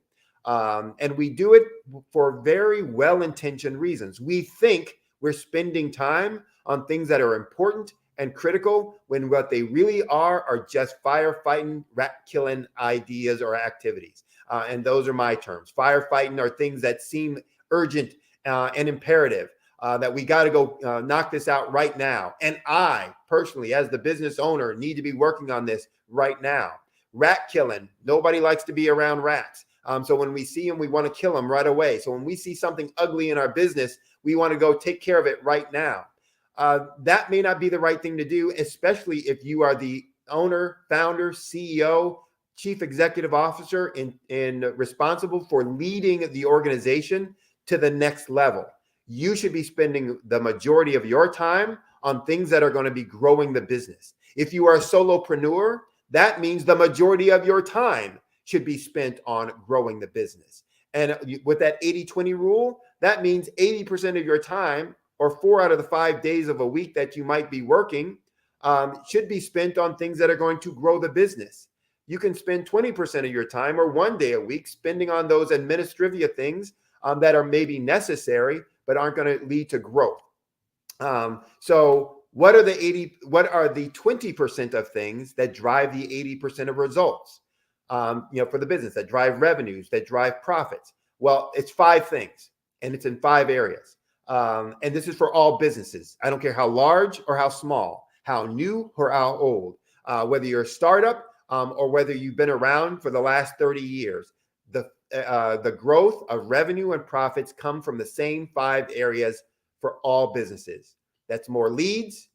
That's more conversions of those leads. That's more transactions of those customers, meaning that you're getting them to buy more of your products and services. That's the ability to charge higher pricing because of the value proposition that you're providing to those clients. And that's more profits deriving from lowering your costs through higher quality, more efficiency of your operations and activities. So when I work with my clients, we focus on only those 5 areas because that's where we're going to get our growth from. And because we spend time on those 5 areas, we are going to, and when I'm working with my clients, I should also highlight that I spend my time helping them identify procedures, process, behavior changes that are going to be implemented to make those changes. Why? Because they're systemic, which means we will put in a process or procedure that causes that behavior change so that it will be there for all time, in good times and in those unstable, scary times like inflationary or recessionary periods. that are going to cause us to always be doing the right thing and therefore always having our businesses on a growth path. So I'm running out of time, and I want to be conscious of that. Just checking. I will go into one, as an example, one area that I'd like to, highlight. What do I mean by that? So in the areas of leads, and I use leads because it's the most critical, most important thing from an organization. When things are going great and we're fat, dumb, and happy, meaning that our business is fat with sales and revenue coming in, we don't spend as much time really thinking about new clients or customers. In fact, there are some businesses that will say, we're not taking on customers right now. Have you ever called the doctor's office and them say, sorry, we're not taking any more patients? Happens all the time. Doctors, dentists, sometimes lawyers. Well, that also happens with other kind of businesses. Well, we really can't do anything right more. We're not looking for new business. We're not going out advertising or promoting ourselves, etc. Well, that makes no sense because as soon as something turns down, becomes unstable, we start losing sales. All of a sudden now we want to do new things that we don't have any practice with doing. And we're having to maybe educate people that don't know anything about us because they've not heard from us or heard about us in a long time. So one of the things that we want to do for lead generation is always have a process and system in place for it. But that starts with good marketing, and good marketing starts with really three things. One, having something good to say, saying it well, and then actually just repeating that over and over and over again, having that structure and that process in place. Having something good to say, though, starts with understanding yourself as an individual, for a CEO or a founder or solopreneur.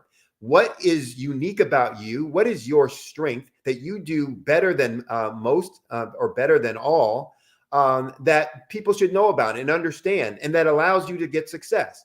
The same you want to know and understand for your business. What is unique? And by unique, I mean truly something that I can say about me or that I can say about my business that no others can say.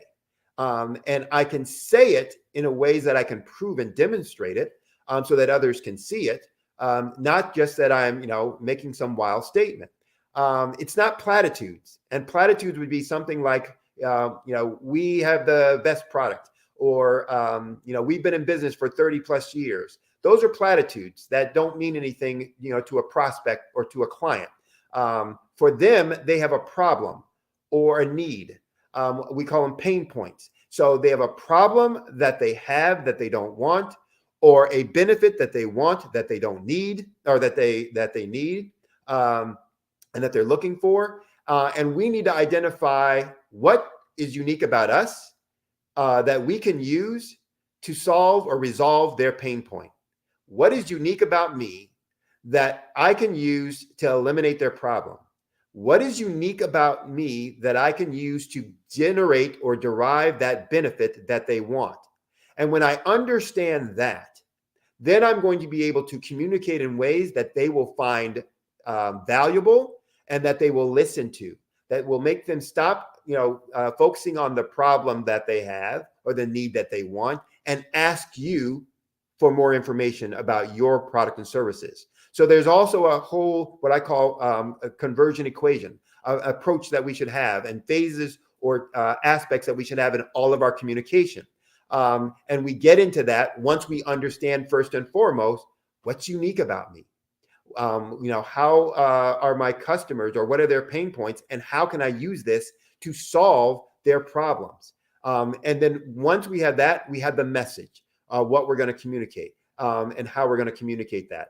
Then we simply make sure we're doing that in the right places, and doing that frequently over and over and over again, so that we can now have customers contacting us on a continuous basis. And how do we bring them into the fold? So it's one of those examples of process, creating structure. That's not about money. That's not about I need to buy a ton more ads. I can get those leads as a small business owner. I can get those leads through my networking process, and knowing how I communicate and who I'm looking for and what to communicate to them when I find them. I can do that through flyers that I pass out. I can do that through my blogging that I do, and what topics I decide I'm going to write about, because I know that they are pain points for my target market, and therefore that they will pay attention to what it is I'm having to say and start looking to me as a trusted resource, and therefore start calling on me when they are looking for products or services that they feel I will be able to provide them. So those are ways that we provide structure, provide process, provide behavior changes in ways that start allowing us to be functional in these 5 areas for all time, so that we can always be in an aggressive strategy mode. I am running out of time now. I'm not going to be able to go through more examples, but one, I want to thank you for listening to what I had to say. I also want to give you some information about how you can reach me and get more information. So first of all, you can go to my website. If you want to get more information, you can get a digital copy of my book. It's free. So you can get a lot more detail about what I'm talking about as strategies in these 5 areas. You can go to my website, which is www.solutionswithresults.com. Again, that's solutionswithresults.com. On that website, you can again get a copy of my free digital copy of my book. You can sign up for free training, where I will send you each week some information and some suggestions and training on different strategies within these 5 areas.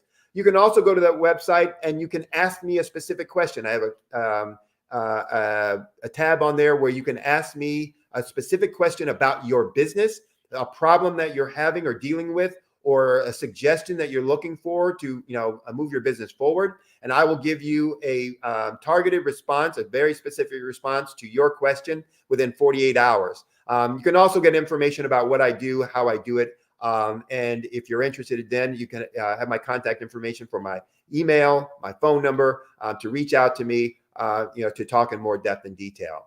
I also do workshops, seminars, and talks on a lot of these topics. So happy to be able to provide whatever insights I can, for any of you out there. So thanks again for listening. Look forward to hearing from each of you. Should you have a need or have an interest, or want to collaborate, or simply get some more insight as to what you can do with your business. So with that, I'll talk a little bit more then about the Black Business Expo. The Black Business Expo, as I said, is a fundraising opportunity. So we are looking to raise funds for high school students, actually for students K through 12, and those who are going on to college. We're also looking to help fund K through 12 entrepreneurs. So that's our mission. That's why we're here. That's why we do these things. You can help by contributing and donating. So the expo is a fundraiser. You can go to the website, www.blackbusinessexpousa.com. Again, that's www.blackbusinessexpousa.com to donate to the scholarship fund. You can also use Cash App. It should be scrolling on the screen below you, and use the account $BBX USA. Again, that's $BBX USA. Our goal is to give laptops and up to $5,000 to 10 students. So students, you can go register online at www.blackbusinessexpousa.com. Every dollar counts. So I want to remind you, donate to the scholarship fund. I also want to take time to thank our Black Business Expo USA sponsors for the month of September 2023. Those sponsors include NC 100, Moody Capital Partners, Suede Soul, Lotus Richer Coaching and Training, Carolina, Virginia Minority Supplier Development Council, Step Management, BHS and Associates, Margie McLean Foundation, Genius is Common, Earth Essentials, Milani Shani Global, the Executive Women's Success Institute, the Quality Coaching Company, Superwoman Business Services, Creative Force Studios, Lee Entertainment, Artistic App Design, and Black Business Expo USA. Thanks again for listening. Stay tuned for more programming. Remember, genius is common, and I'll see you on the other side. Are you a forward-thinking entrepreneur or business owner? The world is changing faster than ever, and it's time to pivot and adapt to the future. Hello LLC is here to help you do just that. Hello stands for helping enterprises leverage leading-edge optimizations. Our innovative solutions can streamline operations, reduce overhead costs, and give you a competitive edge in a market projected to reach $5 trillion by 2030. By pivoting to the metaverse, businesses can tap into a rapidly growing market that is projected to be a significant part of daily life for 25% of Americans by 2026. As a full digital metaverse agency, the Hello LLC can help you create custom solutions to streamline operations, increase productivity, reduce costs, and drive brand recognition. Why should you pivot to the metaverse with the Hello LLC? By leveraging cutting-edge technology, you can provide immersive experiences for your customers, expand your global reach, and unlock new revenue streams. Contact us today to make the pivot.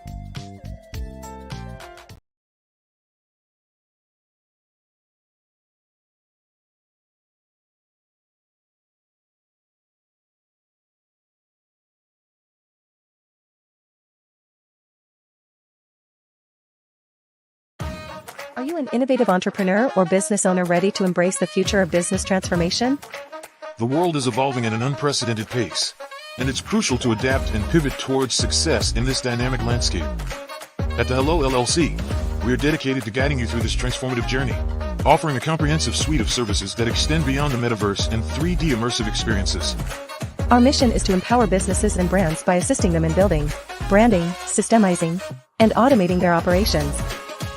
We specialize in steering businesses from a two-dimensional existence to a thriving three-dimensional presence, where opportunities abound. We help businesses harness the power of technology to work smarter, not harder, enabling them to operate efficiently and stay ahead of the curve. Our diverse range of services includes: Our Biz in a Box is a complete business solution package designed to jumpstart your entrepreneurial journey. From strategic planning to digital infrastructure, we've got you covered. Your one app, one tap solution.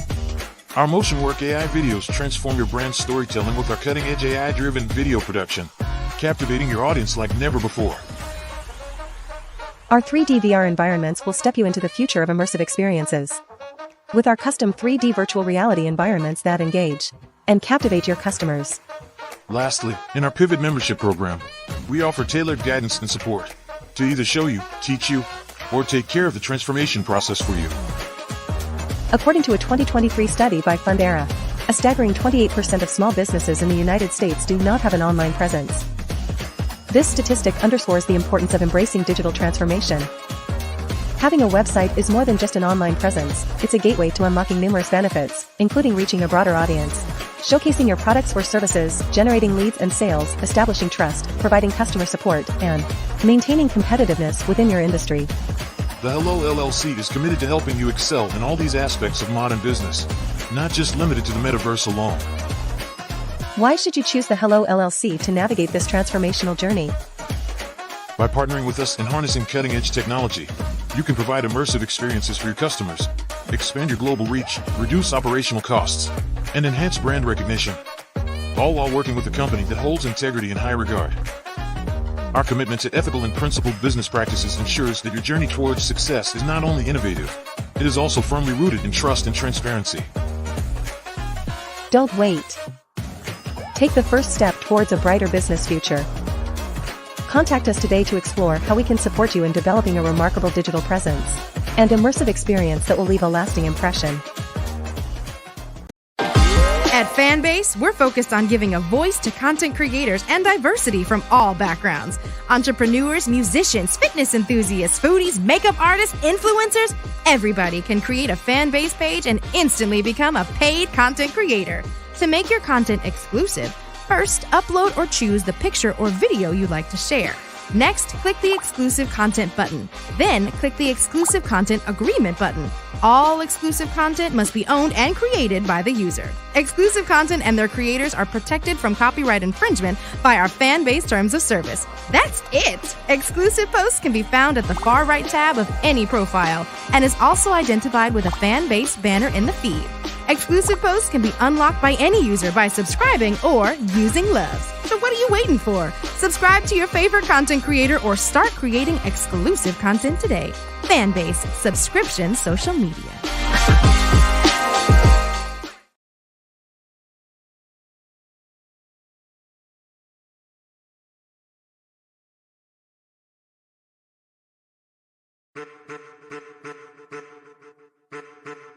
I am a child of the Most High God.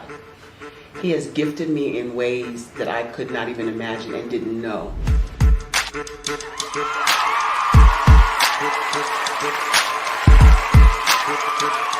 There was a time when I didn't know who I was.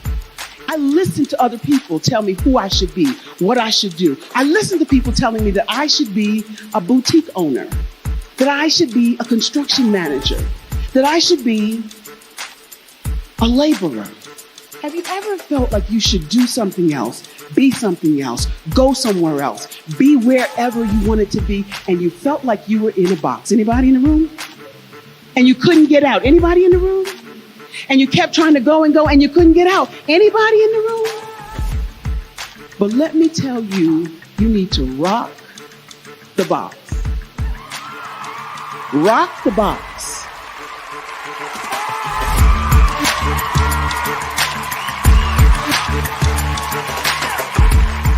I am engaging, inspiring, and empowering.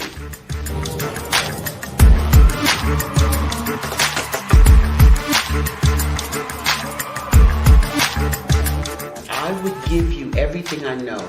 Just by touching you, if I could, by osmosis, give you every single thing I've learned, I've gone through, I know I would. We know that's not possible, but as it is possible, I love to share information with people. Some of you out there, people have told you that you can't be, you can't have, you can't do.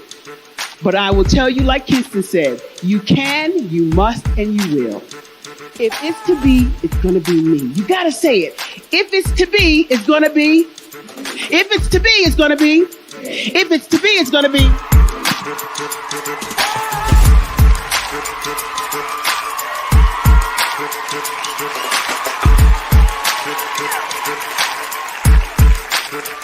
Barbara is because she believed what her mama said about her and not what other people told her.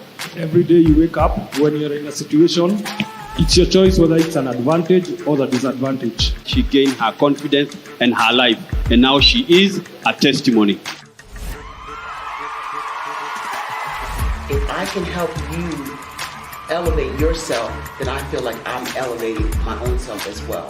What you know and I know together can change the world.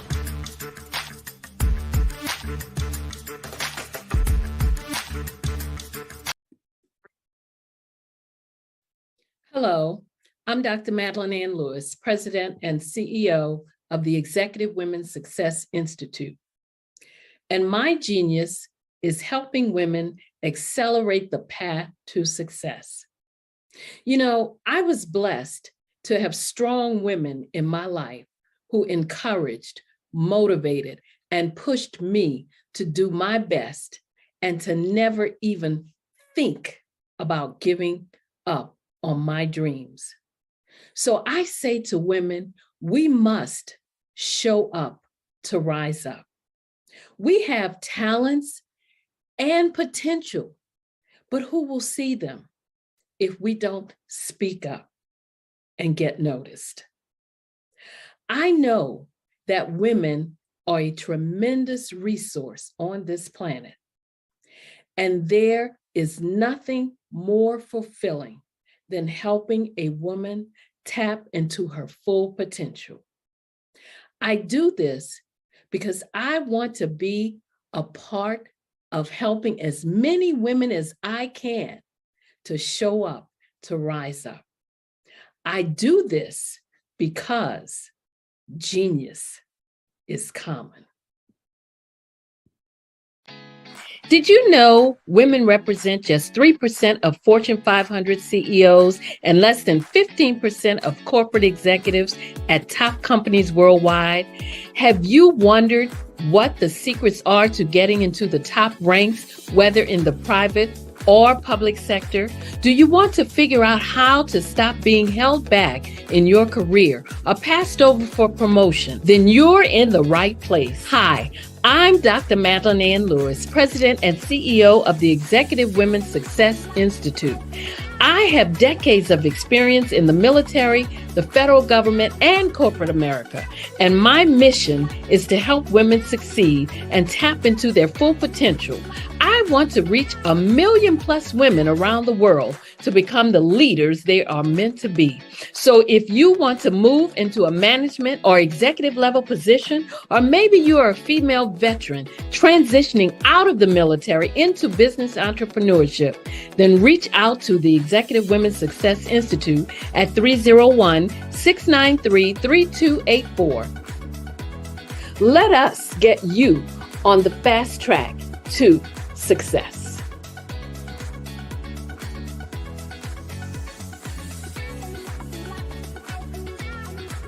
I'm Ramon Ray, founder of Smart Hustle Magazine and smallbiztechnology.com.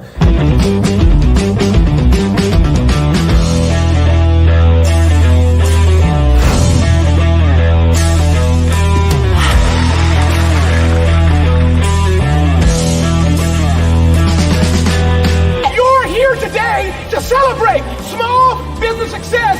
Stand up on your feet. You rocked the house. It was amazing. Didn't we learn?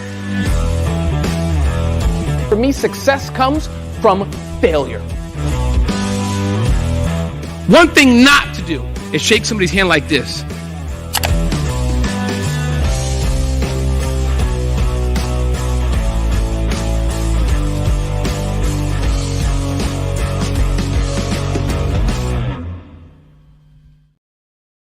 Phenomenal Tanya T. Wise, who is here from the great state of Maryland. Tanya, welcome and thank you for being with us today. Can you indulge our audience a little bit and tell them just a little bit more about who you are and what it is that you do?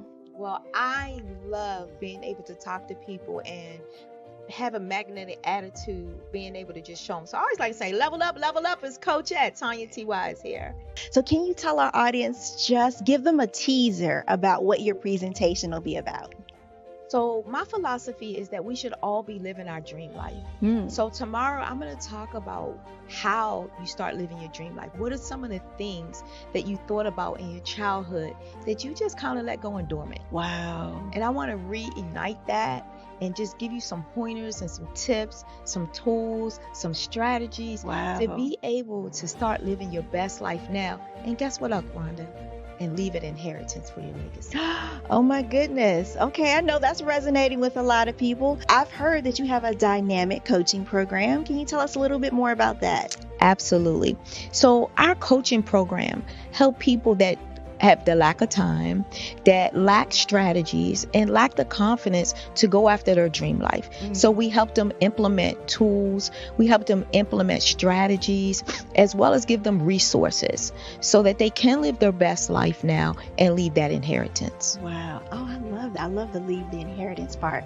Listen, you are dropping some major nuggets, and I know a lot of what you're saying is resonating with a lot of people, but I think we're all curious. How did you even make this transition into the speaking and coaching arena? What's the story behind this? So I started out in finance, and I realized that a lot of people don't necessarily go after their dream life because of the lack of finances or the education behind finances. But it wasn't until I lost my firstborn, my only son, that life changed for me. And where I was going after it all, living the corporate life, hit my 6-figure income and living in my dream house with my dream man, driving my dream car.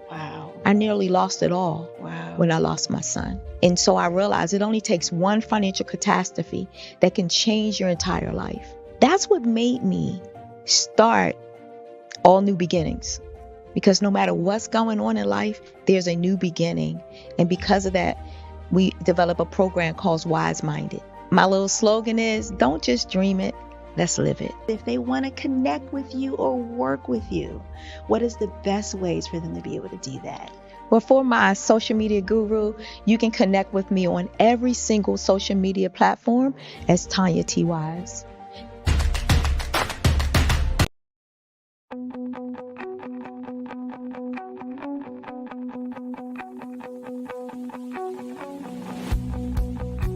I am Black business. From the moment I wake until the time I sleep. Yes, I am Black business. I am Black business. Tell me, are you Black business? I am Black business. Do you support Black businesses? Listen, I support Black business because I am Black business. Black Business Expo, one of the largest business showcases in the history of Black business in the world. The world! Sign up today at www.blackbusinessexpousa.com or call 919-308-9090. I am Black business.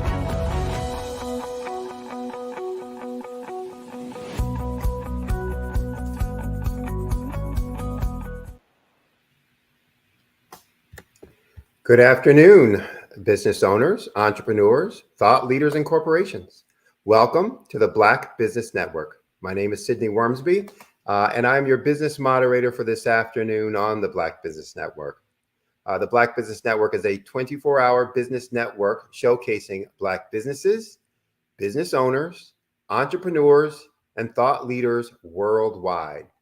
We have speakers from North Carolina, London, Singapore, Africa, Japan, and cities all over the United States.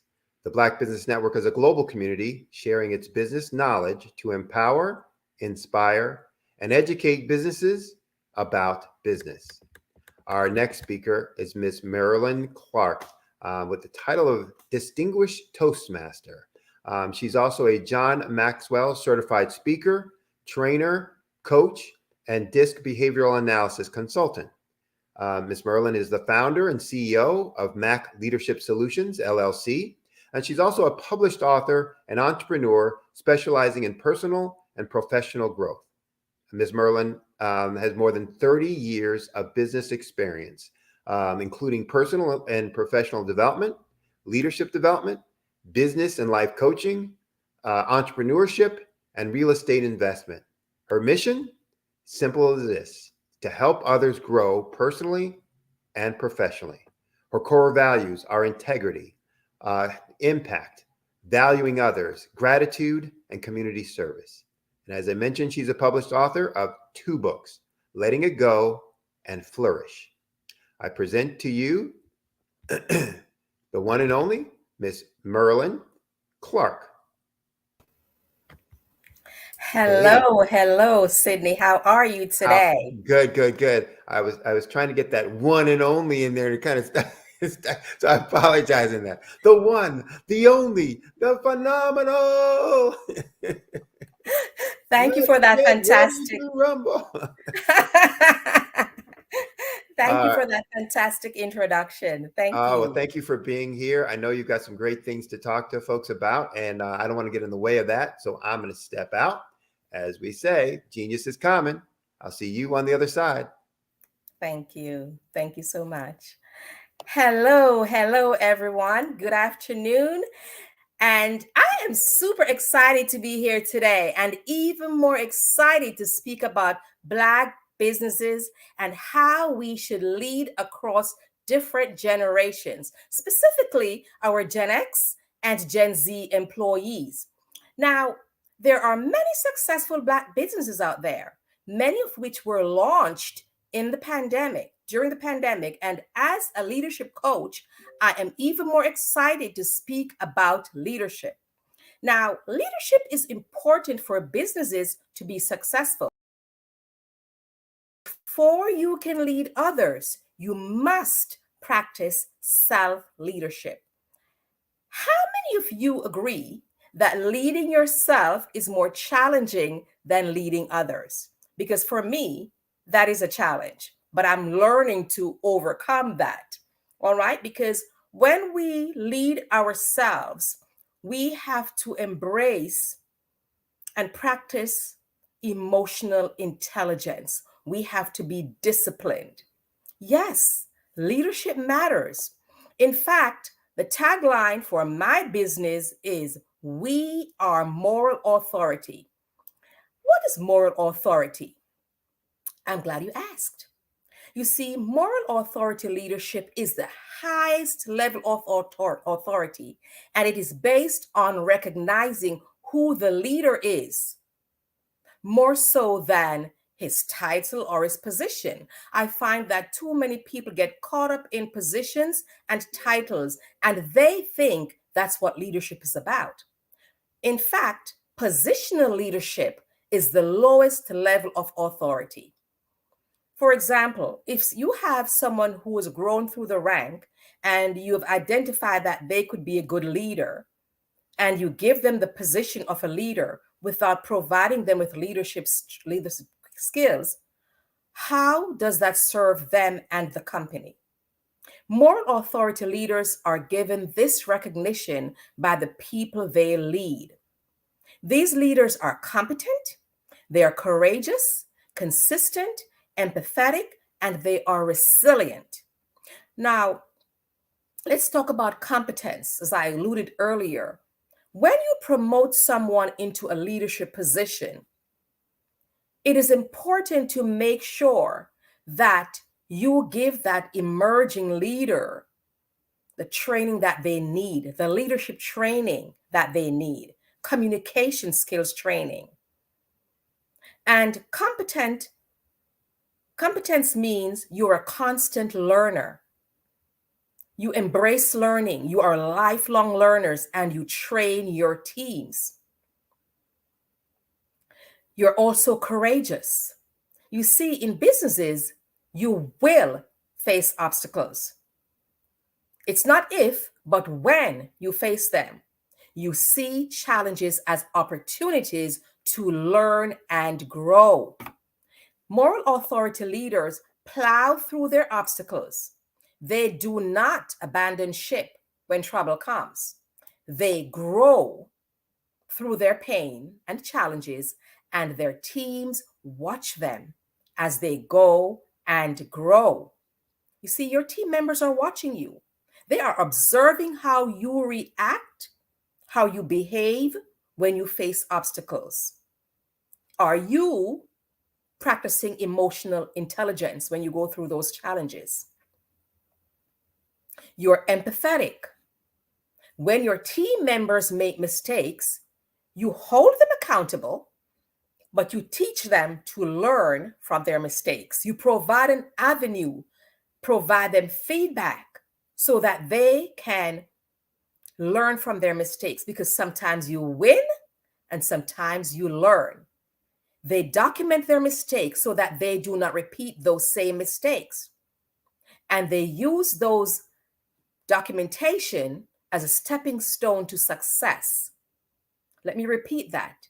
We can use our failure as stepping stone to success. Moral authority leaders recognize that failure is the condiment that gives success its flavor. Now, with this approach to mistakes, their employees are more likely to step outside of their comfort zone into their growth zone and be innovative and creative. They are now willing to take calculated risks. Now, they will speak up in meetings. They will share their ideas. They're not shrinking back because they know that they have leaders who will support them if they make mistakes and provide an opportunity for them to learn from their mistakes. Now, that's it for moral authority leadership. Let's speak a little more on success. Success is achieved when business owners and leaders have specific characteristics. Yes, and these characteristics are vision, integrity, decisiveness, effective communication skills, accountability, optimism, empathy, and they embrace diversification. Now let's dive into these characteristics or core values, if you will. When it comes to vision, great leaders have a clear strategic vision for the future, and they know how to communicate that vision to inspire their employees, their followers. Because if you can share your vision with your employees and inspire them, you will get their buy-in, and they're more likely to perform and help you live that vision. You're transparent. Integrity versus reputation. Now, reputation is what people see. We want to maintain a good reputation. We want to protect our brand. And that's what people see. We're honest, we're strong, we have strong morals, and we lead by example. We build trust and respect from team members. Integrity is who we are at the very core. It's who we are all the time, regardless of who is around. When it comes to decisiveness, these leaders make difficult decisions promptly and firmly using expert input. This demonstrates their confidence, and it earns support from their peers as well as from their teams. When it comes to communication, they practice active listening.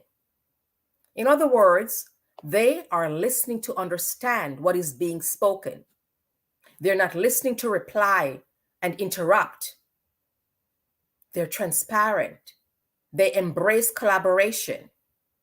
And this helps you to connect with your teams and provide clarity, and it builds loyalty. Loyalty not only with your employees, but also with your clients, your customers.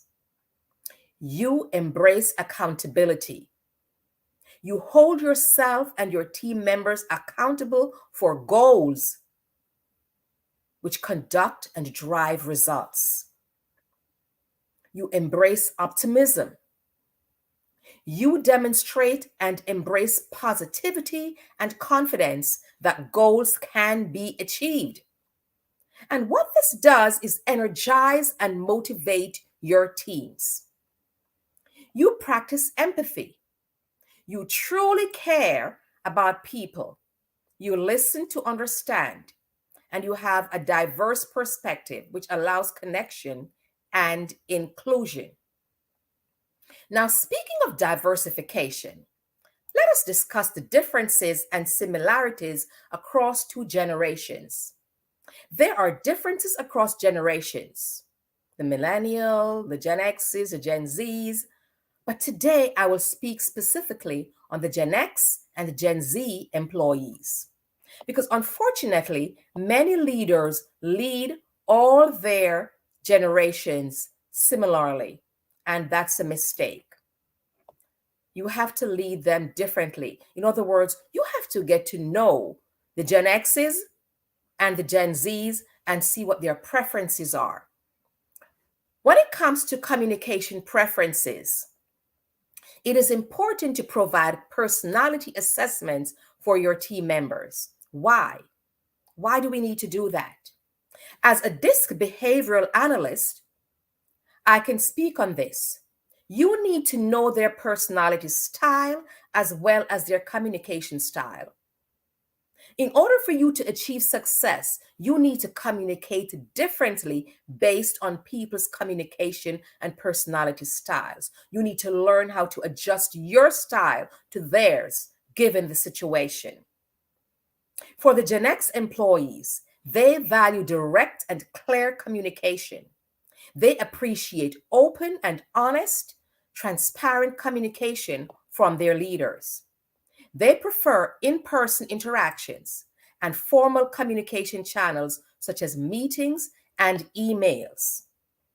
That's the Gen X employees. Now, the Gen Z employees are more comfortable with digital communication. They often prefer instant messaging, social media, and video calls.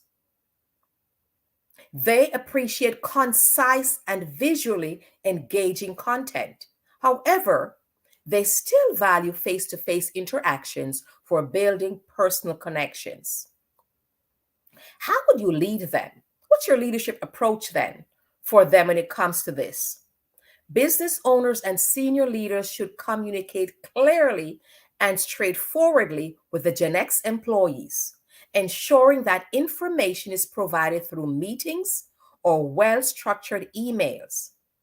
But for the Gen Z employees, leaders should incorporate digital communication tools and platforms while also recognizing the value of occasional in-person interactions for the purpose of establishing rapport. Now, when it comes to work-life balance, Gen X employees, for them, it's important. Work-life balance is important for them. They value flexibility and autonomy in their work schedules. They often seek stability and security in their careers, and they aim to balance their professional and their personal lives. However, when it comes to work-life balance for our Gen Z employees, they place a strong emphasis on work-life integration. They are comfortable with technology, blurring the lines between work and personal life. Gen Z employees seek meaningful and flexible work arrangements, and they value opportunities to learn and grow. More than that, more than the Gen X employees, the Gen Z workers highly value work-life balance and prioritize it in their careers. Having grown up watching millennials hustle in jobs with poor work-life integration, the Gen Z employees prefer greater equilibrium. And surveys show flexibility is one of the most desirable work attributes for Gen Z employees. They want the ability to have fluid schedules between remote and office work so that they can effectively manage their personal lives. Now, with digital connectivity, the Gen Z employees see no reason why they can't productively work from anywhere at non-traditional times. If it's up to them, they will have a laptop sitting on the beach and working, up in the mountains, wherever they prefer, as long as they have that digital connectivity. They also desire roles that engage their passions and provide meaning. They are unwilling to sacrifice their values, their relationships, or their well-being for work, and they seek employment that aligns with their lifestyles and their interests. So rather than deriving their entire identity from work, Gen Z employees consider their jobs as just another aspect of a rich, multidimensional life. They spearhead a cultural shift away from constant hustle. So, having said that, organizations that provide Gen Z's flexibility, purposeful work, and reasonable workloads will have high engagement levels with these employees. It promotes true work-life integration with Gen Z, and it delivers returns in innovation, loyalty, and productivity. Now, when it comes to leading them, and we talk about feedback and recognition, for the Gen X employees, they value recognition for their experience, expertise, and contributions. They appreciate constructive feedback and opportunities for growth. So for them, regular feedback helps them understand their progress and areas for improvement. However, for the Gen Z employees, they seek frequent feedback and recognition for their efforts. They appreciate both positive reinforcement and they embrace constructive criticism because they are motivated by opportunities to learn and advance quickly in their roles. So they don't mind constructive criticism. So your leadership approach for them should be to provide consistent feedback and recognition to the Gen X employees, acknowledging their experience and providing opportunities for professional development. But for the Gen Z, you should offer timely feedback, highlighting their achievements, and provide a clear pathway for growth within the organization. Let's talk about leadership style. For Gen X employees, they respond well to hands-on leadership that provide clear expectations and guidelines, and they appreciate leaders who are knowledgeable and experienced. They appreciate a collaborative leadership style. However, the Gen Z employees value inclusive and participatory leadership. They respond positively to leaders who are open to their ideas, and they encourage innovation and provide a sense of purpose for them. They want leaders who are accessible and approachable. So the leadership approach, you should exhibit a hands-on approach when working with Gen X and offer guidance and support while leveraging their experience. But for the Gen Z employees, you should encourage participatory leadership style that fosters creativity. Involve them in the decision-making process and communicate the greater purpose of their work. They want meaningful work. They want to know how their work contributes to the organization. So, in conclusion, we understand the unique characteristics and preferences of both Gen X and Gen Z. This can help business owners and senior leaders tailor your leadership approach effectively. And organizations can create environments that engage and motivate employees from their different generations by adapting communication styles, respecting work-life balance, provide meaningful feedback, and align leadership styles. Now, when it comes to technology usage, the Gen X adapt to technology, but they may struggle a little with the newer platforms. The Gen Z employees, on the other hand, are tech savvy and are known as the digital natives. I think every one of them was born with a laptop, who rely heavily on technology. The Gen Z employees rely heavily on technology. They are activists and they are passionate about social causes and justice, and they desire to make an impact. Gen Zs are more assertive and forthright. Having grown up with social media, they are very comfortable publicly expressing their views and advocating for change.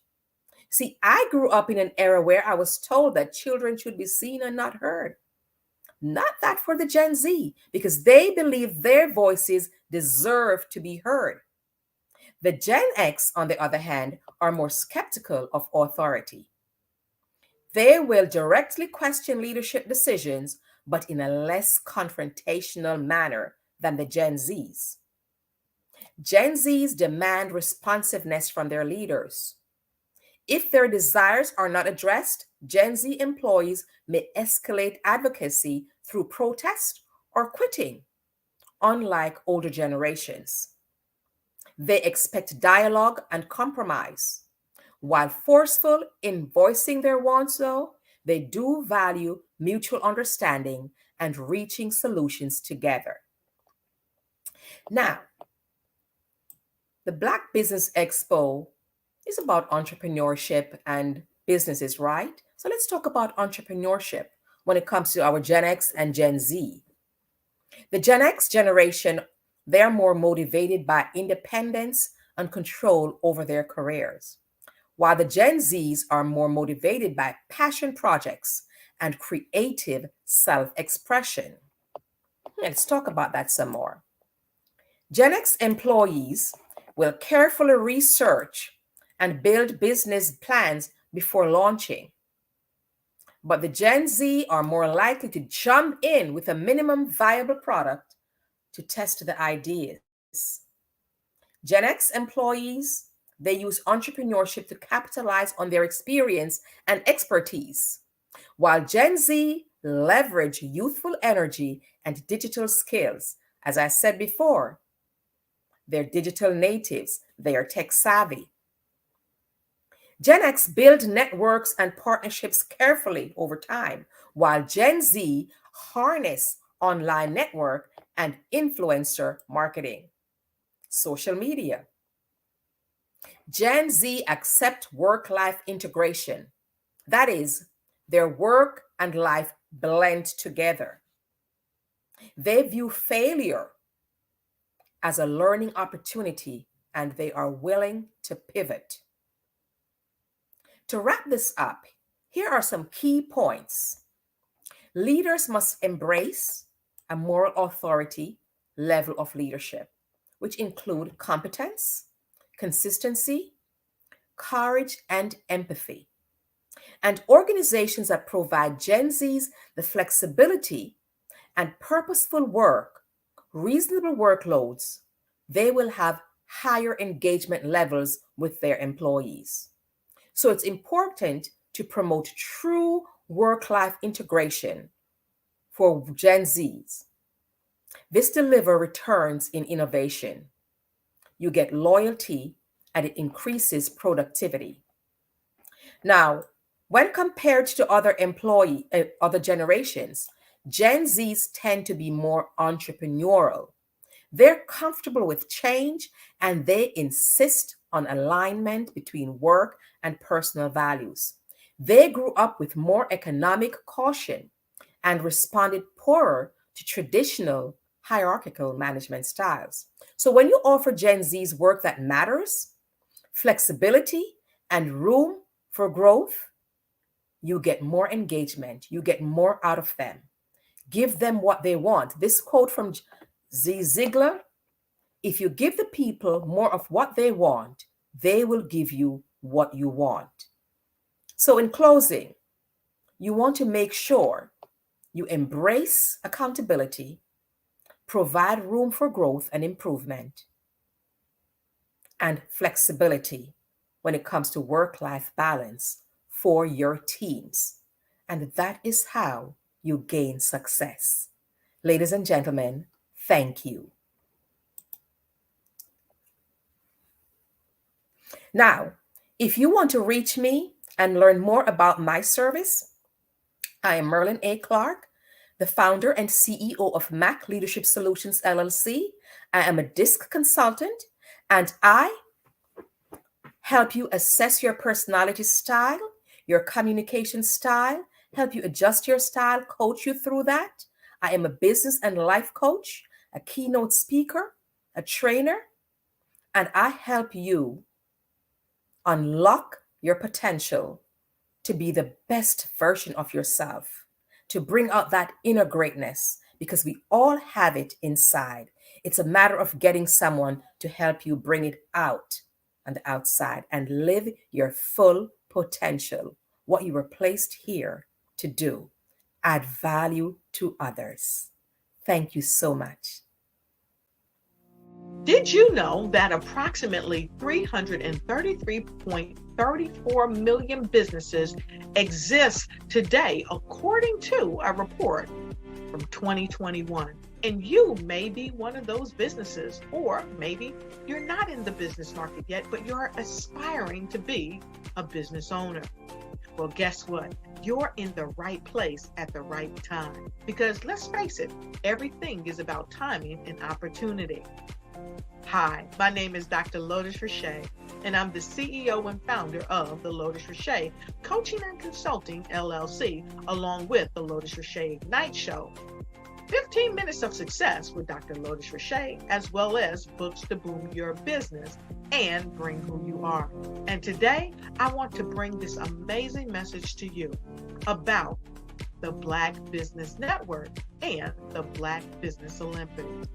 See, the Black Business Network and the Black Business Olympics is designed to help people just like you, that's right, that look like me, to take their business to the next level. Not just in your front yard or your backyard, but globally. The Black Business Network and Black Business Olympics is designed not to just help you survive, but to help you thrive. So join us today as we come together with businesses all around the world to support our students, our children, our young teens, our young entrepreneurs. What we do is we come together to help raise funds for students who are aspiring to be business entrepreneurs, who are aspiring and who are thriving in college. We endow them with a wonderful opportunity to gain scholarship of either a laptop or several thousands of dollars. And we invite you to help be a contributor to this amazing opportunity to help someone that looks just like you. So join us today at our website and let us connect with you and help you ignite and take flight in every area of your life on the Black Business Network and the Black Business Olympics. I'll see you on the other side.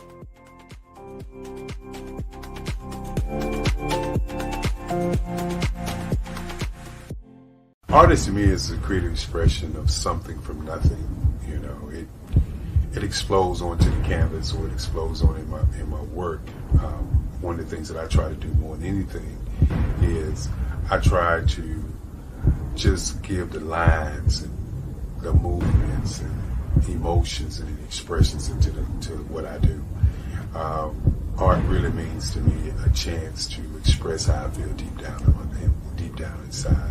Most of my art begins as a thought that I might have, you know, whether it's sports, whether it's history, whether it's a woman or a man. It pretty much starts as an idea of thought before I get into the actual image of what I'm going to draw. I do a lot of historical pieces. I was a history minor in college, and I love to do history pieces. And a lot of times I'm thinking about history, and then I try to make that history impact you as you look at it. That's one of the reasons I do pictures so large. You know, people ask me, why do I do the pictures so big? And I tell them, I want the piece to impact them as they're looking at it. To kind of dominate them, dominate their space. And most of my pieces I try to do off page. I don't try to do anything that's going to be in those four corners or in a square. And I want your imagination to be a part of the piece that you're looking at.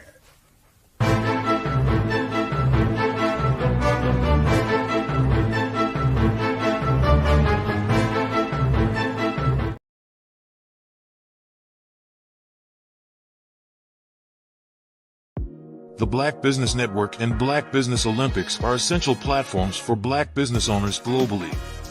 They provide the tools and support you need to succeed in today's competitive marketplace. Join us today as we collaborate together with businesses from around the world to support our children, students, and young future entrepreneurs, Black businesses and corporations. We raise funds for students going to college and young entrepreneurs who are aspiring to be business owners, and we invite you to be a contributor today. Visit the website www.blackbusinessexpousa.com to connect with and learn more about how the Black Business Network and Black Business Olympics can help you not only share your amazing business story to businesses, but also serve future generations.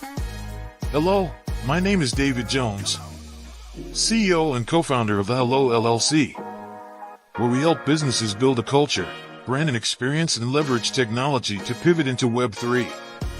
Join the Black Business Network streaming live into Roku, Metaverse, STEM City, Black Multiverse Enterprises, Hulu, YouTube, iHeartRadio, Apple, Facebook, LinkedIn, Spotify, Twitch, and Google Podcasts. Tune in, turn on, and let's thrive.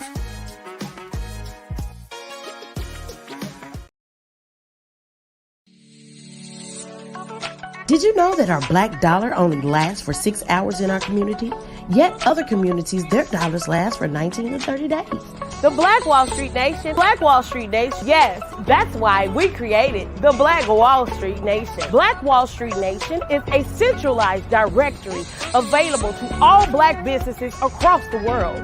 It was created for businesses like you, the ones that want to start and the ones who have a dream that have already started, such as businesses like Drop in a Bucket Productions, Valito Foods, Sugar Tea Branding Firm, All the Dazzle, Bun Cakeaholic, Miss Riot, and you, and you. We'll have marketing, seminars, and some funding coming soon just for you. So, we want you to come and join www.blackwallstreetnation.com. See you there.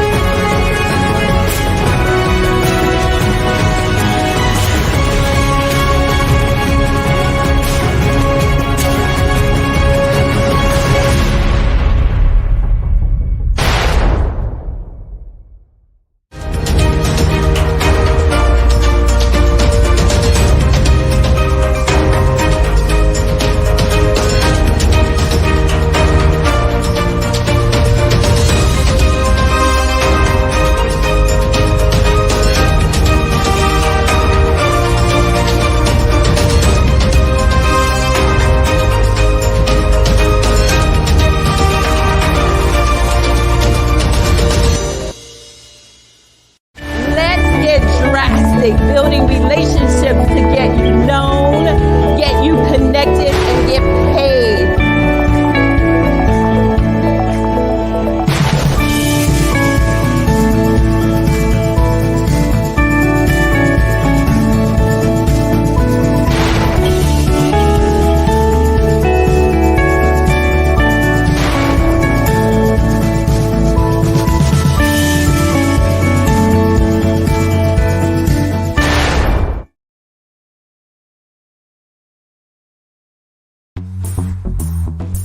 Attention all entrepreneurs and companies. Are you looking for reliable and efficient virtual assistants and back office support to help you manage your business tasks? Look no further than Superwoman Business Services. Our team of virtual assistants provides a full range of administrative support services, including operations management, social media marketing, and much more.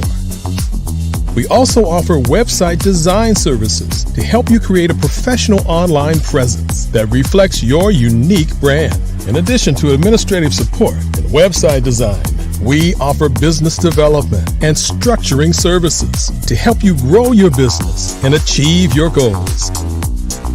We'll work closely with you to identify areas of improvement and develop a customized plan to help you reach your full potential. At Superwoman Business Services, we understand that running a business can be overwhelming and time-consuming. That's why we're here to help you fly high and achieve success. Our virtual assistants are highly skilled, experienced, and dedicated to providing you with the support you need to thrive. Come fly with us and take your business to new heights. Let us help you become the superhero entrepreneur you are meant to be.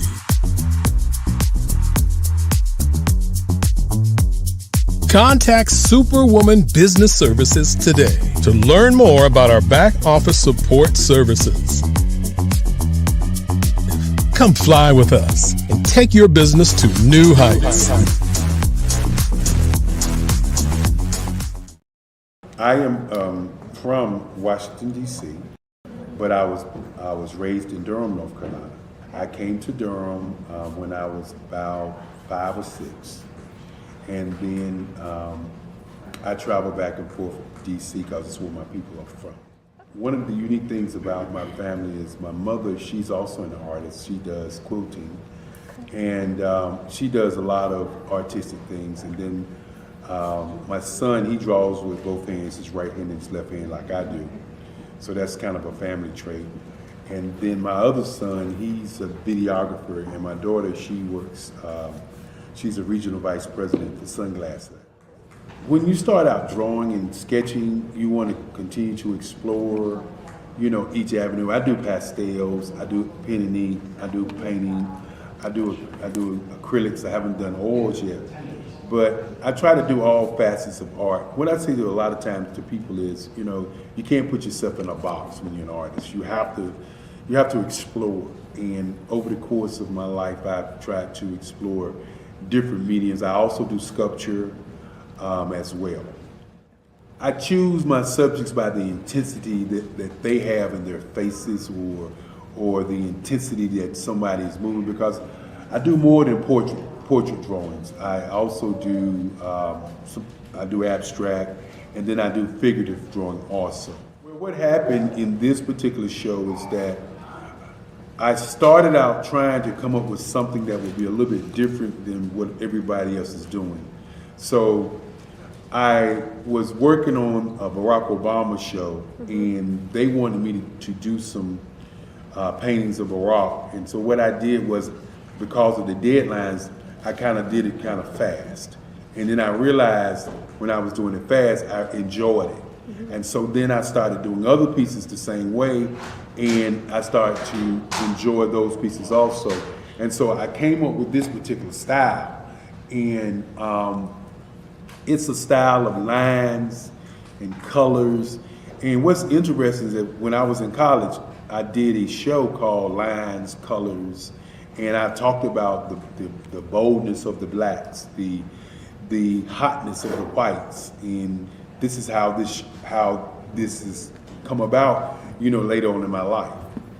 And the colors comes from a lot of the entertainers that I work with, where they wear different colors. They don't wear, you know, your plain reds or your whites. They wear different colors, and so that's also another piece of what's giving me the colors. The subtitle of this show is Faces That Speak Life. That's real critical. Faces that speak life. Each one of these pieces is a life source and a life energy that's being put on display for people that are looking at them. You know, I always say in terms of my art, it's not important that I draw them. It's important what you get out of what I draw. You know, I don't try to just draw it because you like it. People wanted me to do prints. I didn't do prints.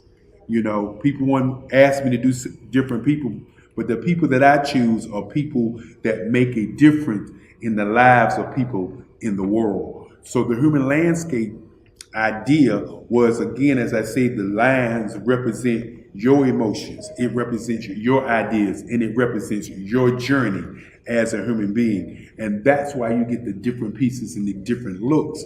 And as you notice, I try not to do one look that looks alike another look. And that's what's the most important part of this show. Over the past few years, we've seen the growth of existing and new initiatives focused on financial inclusion, building global networks, and reducing the wealth gap in response to the idea there's not enough seats at the table. Whether their outcomes are to increase the representation of Black executives on corporate boards, ensure an inclusive global economy, or to create new U.S. African commercial pathways, the strategies are often carried out by separate programs. The question is, should they be?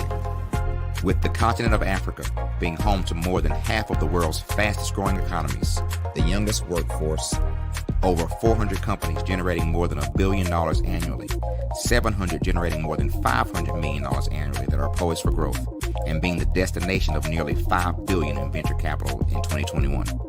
Diversifying U.S. and Africa commercial engagement by building bridges between African businesses and their U.S. diaspora should begin being seen as mutually beneficial. From helping to reduce Africa's enormous capital gap to catalyzing two-way trade opportunities, the COVID-19 global pandemic hopefully has taught us that global challenges and opportunities are more interconnected than we thought. During the pandemic, African companies like Unicorn Flutterwave, insurance provider Reliance Health, ride-hailing app Yasir, and 54Gene, the continent's first bank of DNA on people of African descent, proved that when African companies have access to networks, capital, and information, they grow big, grow fast, and create solutions that are valuable to the world. This is why Be Direct was created. We are the first U.S.-based but African-centric board preparedness and board search company designed to connect U.S. Black talent and corporations to African businesses.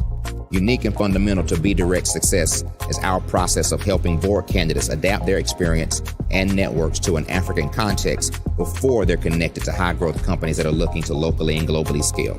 From our focus groups with African business execs and government leaders, we don't ignore the sentiment that business is easy, but people are hard.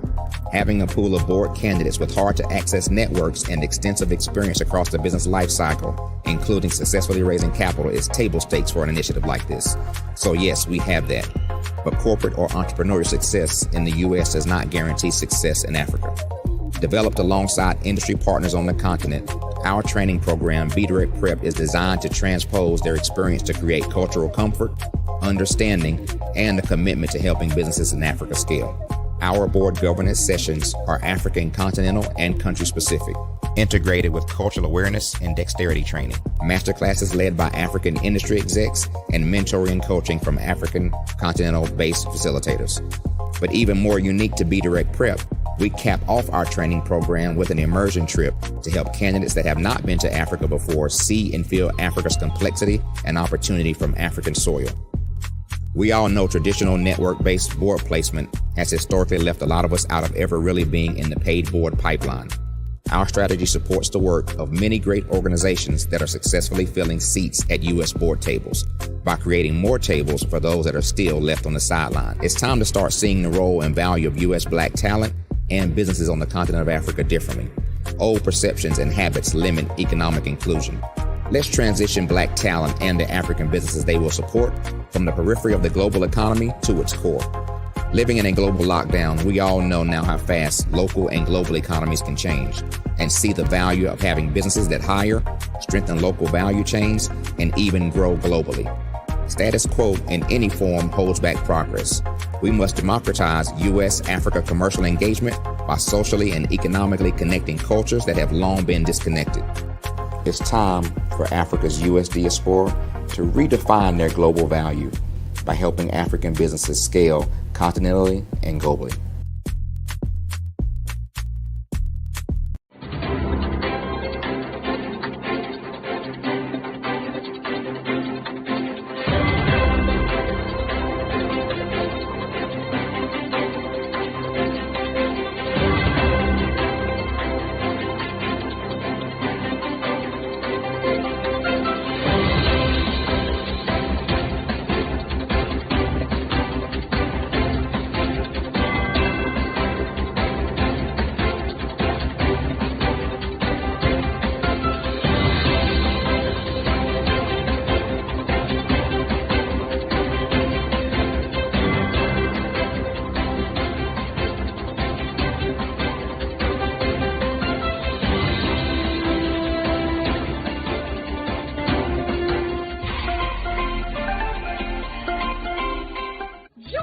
Dr. Eric Kelly III and a host of phenomenal speakers from all around the globe for this 7-day virtual event that you don't want to miss. The mission of the Black Business Expo is to raise scholarship money from kids all the way from high school all the way from college. The Black Business Olympics is one of the largest Black business showcases in the world. It is an opportunity for businesses and companies to showcase their businesses globally. We are going to be giving away laptops up to $5,000 away to students. Again, I'm Olivia Appleberry, the founder of 2 Cents Finance and one of the speakers for the expo. I am so excited to see you there. For more info, go to www.blackbusinessexpousa.com or call 919-308-9090 and hope to see you there. I am Black business. From the moment I wake until the time I sleep. Yes, I am Black business. I am Black business. Tell me, are you Black business? I am Black business. Do you support Black businesses? Listen, I support Black business because I am Black business. Black Business Expo, one of the largest business showcases in the history of Black business in the world. The world! Sign up today at www.blackbusinessexpousa.com or call 919-308-9090. I am Black business. I am Black business. From the moment I wake until the time I sleep, I am Black business. I am Black business. Are you Black business? I am Black business. Do you support Black businesses? I support Black business because I am Black business. Black Business Expo, one of the largest business showcases in the history of Black America in North Carolina. Join Dr. Eric Kelly III and a host of phenomenal speakers from all around the globe for this 7-day virtual event that you don't want to miss. The mission of the Black Business Expo is to raise scholarship money from kids all the way from high school, all the way from college. The Black Business Olympics is one of the largest Black business showcases in the world. It is an opportunity for businesses and companies to showcase their businesses globally. We are going to be giving away laptops up to $5,000 away to students. Again, I'm Olivia Appleberry, the founder of 2 Cents Finance and one of the speakers for the expo. I am so excited to see you there. For more info, go to www.blackbusinessexpousa.com or call 919-308-9090 and hope to see you there. I am Black business. From the moment I wake until the time I sleep. Yes, I am Black business. I am Black business. Tell me, are you Black business? I am Black business. Do you support Black businesses? Listen, I support Black business because I am Black business. Black Business Expo, one of the largest business showcases in the history of Black business in the world.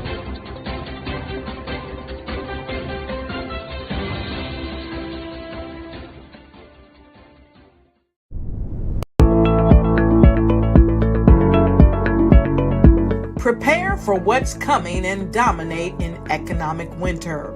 Stand strong and thrive by showcasing your great products and services globally through the Black Business Network and Black Business Olympics. The Black Business Network has showcased over 2,000 companies with over $7 billion in sales each year. Over 10 million attendees have viewed the rebroadcast each month. Through the Black Business Olympics, unique styles of business training and mentoring are turning students into business owners and entrepreneurial warriors who will dominate in any economy. Gain the ultimate advantage of the Black Business Olympics, 7 days of unbelievable topics and speakers speaking around the globe. Donate your time and experience to provide expertise and scholarships to students worldwide and change the world. Now, more than ever, new insights, tools, strategies, and capabilities are needed. This is your chance for a major presentation to the world. Fill out the form and join the more than 2,000 speakers who have presented to over 200 countries. Join the Black Business Network streaming live into the Metaverse, STEM City, Black Multiverse Enterprises, Hulu, Amazon, YouTube, iHeartRadio, Apple, Facebook, LinkedIn, Pod TV, IBM TV, Spotify, and Google Podcasts. Sign up today. Spaces are limited, and we will see you there.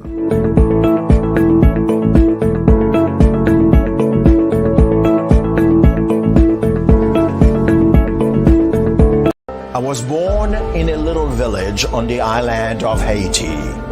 Many deadly diseases pounded me. It is as if they were on a mission to end my existence on this earth. I refused to give up. In 1983, I left Haiti and came to the United States of America. And I came with $5, 2 shirts. I didn't speak any English. I came to Atlanta. I got a job. I was a doorman. I was a doorman with a dream. What I used to come on stage. I'd rehearse this moment that I'm standing in front of you. That's the power of a dream. Maybe today is the day you begin acting as if you already have it. And then step out with full force. Take a risk. No condition is permanent. Don't let your situation distract you. You are chosen. You are called. You are born for a purpose in this life. Did you know women represent just 3% of Fortune 500 CEOs and less than 15% of corporate executives at top companies worldwide? Have you wondered what the secrets are to getting into the top ranks, whether in the private or public sector? Do you want to figure out how to stop being held back in your career or passed over for promotion? Then you're in the right place. Hi, I'm Dr. Madeline Ann Lewis, President and CEO of the Executive Women's Success Institute. I have decades of experience in the military, the federal government, and corporate America. And my mission is to help women succeed and tap into their full potential. I want to reach 1 million+ women around the world to become the leaders they are meant to be. So if you want to move into a management or executive level position, or maybe you are a female veteran transitioning out of the military into business entrepreneurship, then reach out to the Executive Women's Success Institute at 301-693-3284. Let us get you on the fast track to success.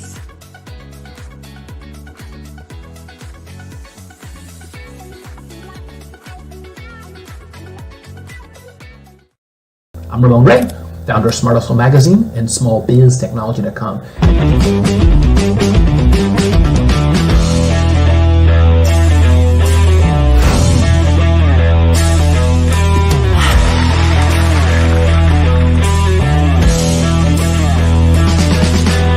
You're here today to celebrate small business success. Stand up on your feet. You rocked the house. It was amazing. Didn't we learn? For me, success comes from failure. One thing not to do is shake somebody's hand like this.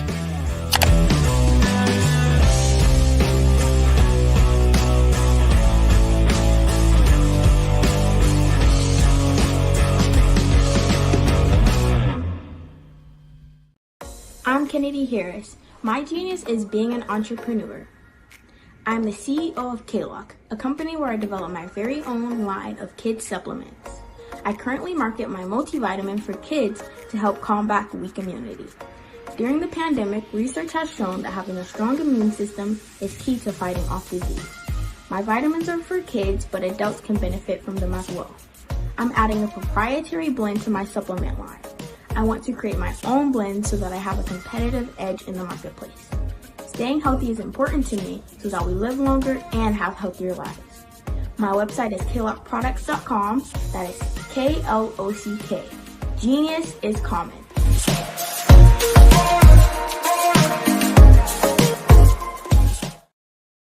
Hello, I am Dr. Eric Kelly III, the visionary strategist and founder of the Black Business Olympics.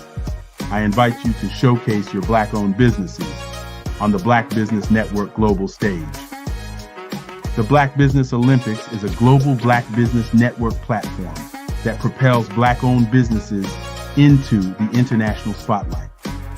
By showcasing your business on the Black Business Olympics platform, you can reach a worldwide audience of potential customers, partners, and investors. You can also establish yourself as a thought leader and expert in your field, attract lucrative partnerships, and more speaking engagements. In addition, the Black Business Olympics platform provides a valuable opportunity to connect and collaborate with like-minded entrepreneurs and business professionals from around the world. This can lead to new business opportunities, ideas, and relationships. Finally, by sharing your story and expertise on the Black Business Olympics platform, you can inspire and empower others. This is a powerful way to make a positive impact on the world and leave a lasting legacy. If you are a Black-owned business owner, I encourage you to seize the opportunity to showcase your business on the Black Business Olympics platform. It is a once-in-a-lifetime opportunity to make an indelible mark on the world. Be one of the 1,000 visionary entrepreneurs who are changing students' lives, shaping industries, and leaving an unforgettable legacy for their families. Unleash your voice on our global stage and watch your business thrive. Black Business Olympics is one of the largest Black business showcases in the history of Black business in the world. Yes, the entire world. Just give me a call today at 919-308-9090.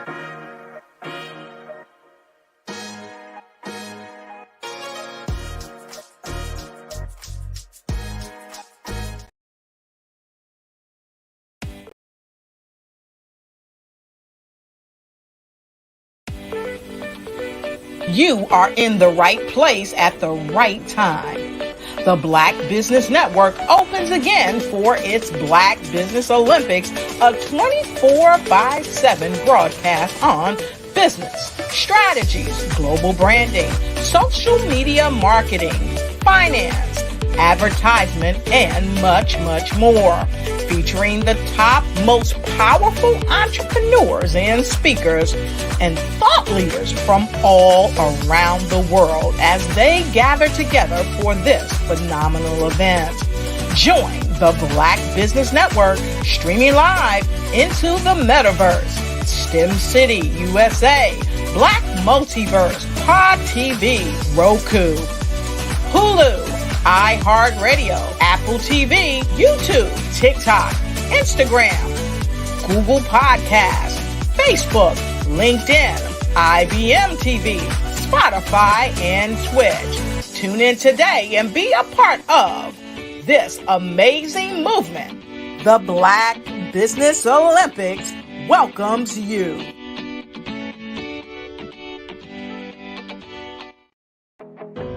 I am Black business. From the moment I wake until the time I sleep, I am Black business. I am Black business. Are you Black business? I am Black business. Do you support Black businesses? I support Black business because I am Black business. Black Business Expo, one of the largest business showcases in the history of Black business in the world. Sign up today at www.blackbusinessexpousa.com or call 919-308-9090. I am Black business. Good afternoon, business owners, entrepreneurs, thought leaders, and corporations. Welcome to the Black Business Network. My name is Sidney Wormsby, owner and operator of Strategic Solutions and Uertis Edecus, a business growth and improvement consulting practice. I'm your business moderator for this afternoon on the Black Business Network. The Black Business Network is a 24-hour business network showcasing Black businesses, business owners, entrepreneurs, and thought leaders worldwide. We have speakers from North Carolina, London, Singapore, Africa, Japan, and cities all over the United States.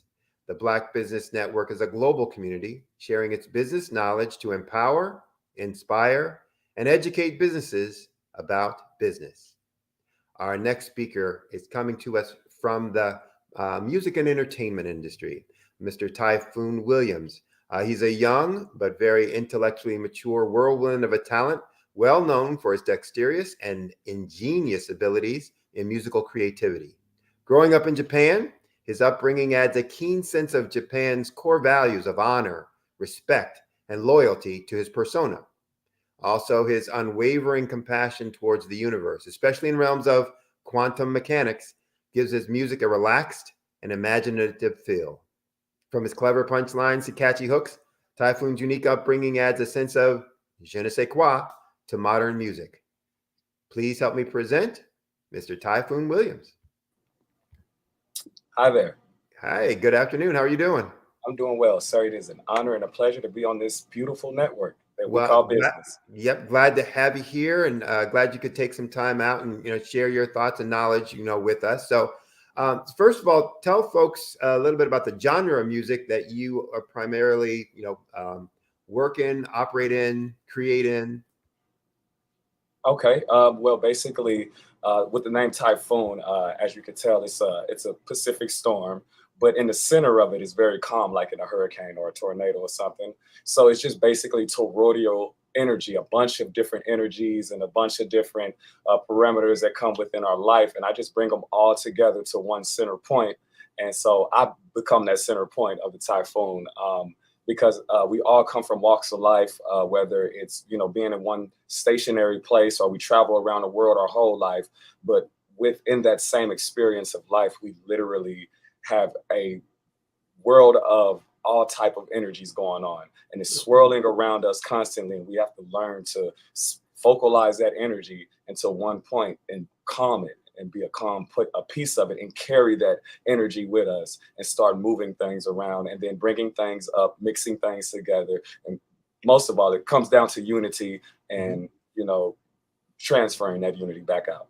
All right. So what instruments do you play?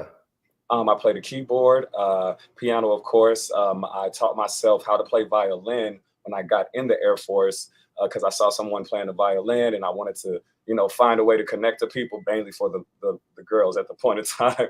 So I wanted to kind of serenade them in the mall and stuff like that, get some attention, hopefully find a lady friend. But I taught myself and found out that, the bigger connection that I found in music is actually dealing with artists who are sharing and giving me and allowing me to take their passion and soul and be a part of it. And I can dress it up and they can trust me. And it's no bigger gift. It's no amount of affection than that type of affection. So with music, playing an instrument similar to sports, there comes a time that every youngster takes it from I'm doing this because my parents said to do it. Yes. To, I want to be professional at that. So how long have you played music, and when did you decide that's what I want to do for my life?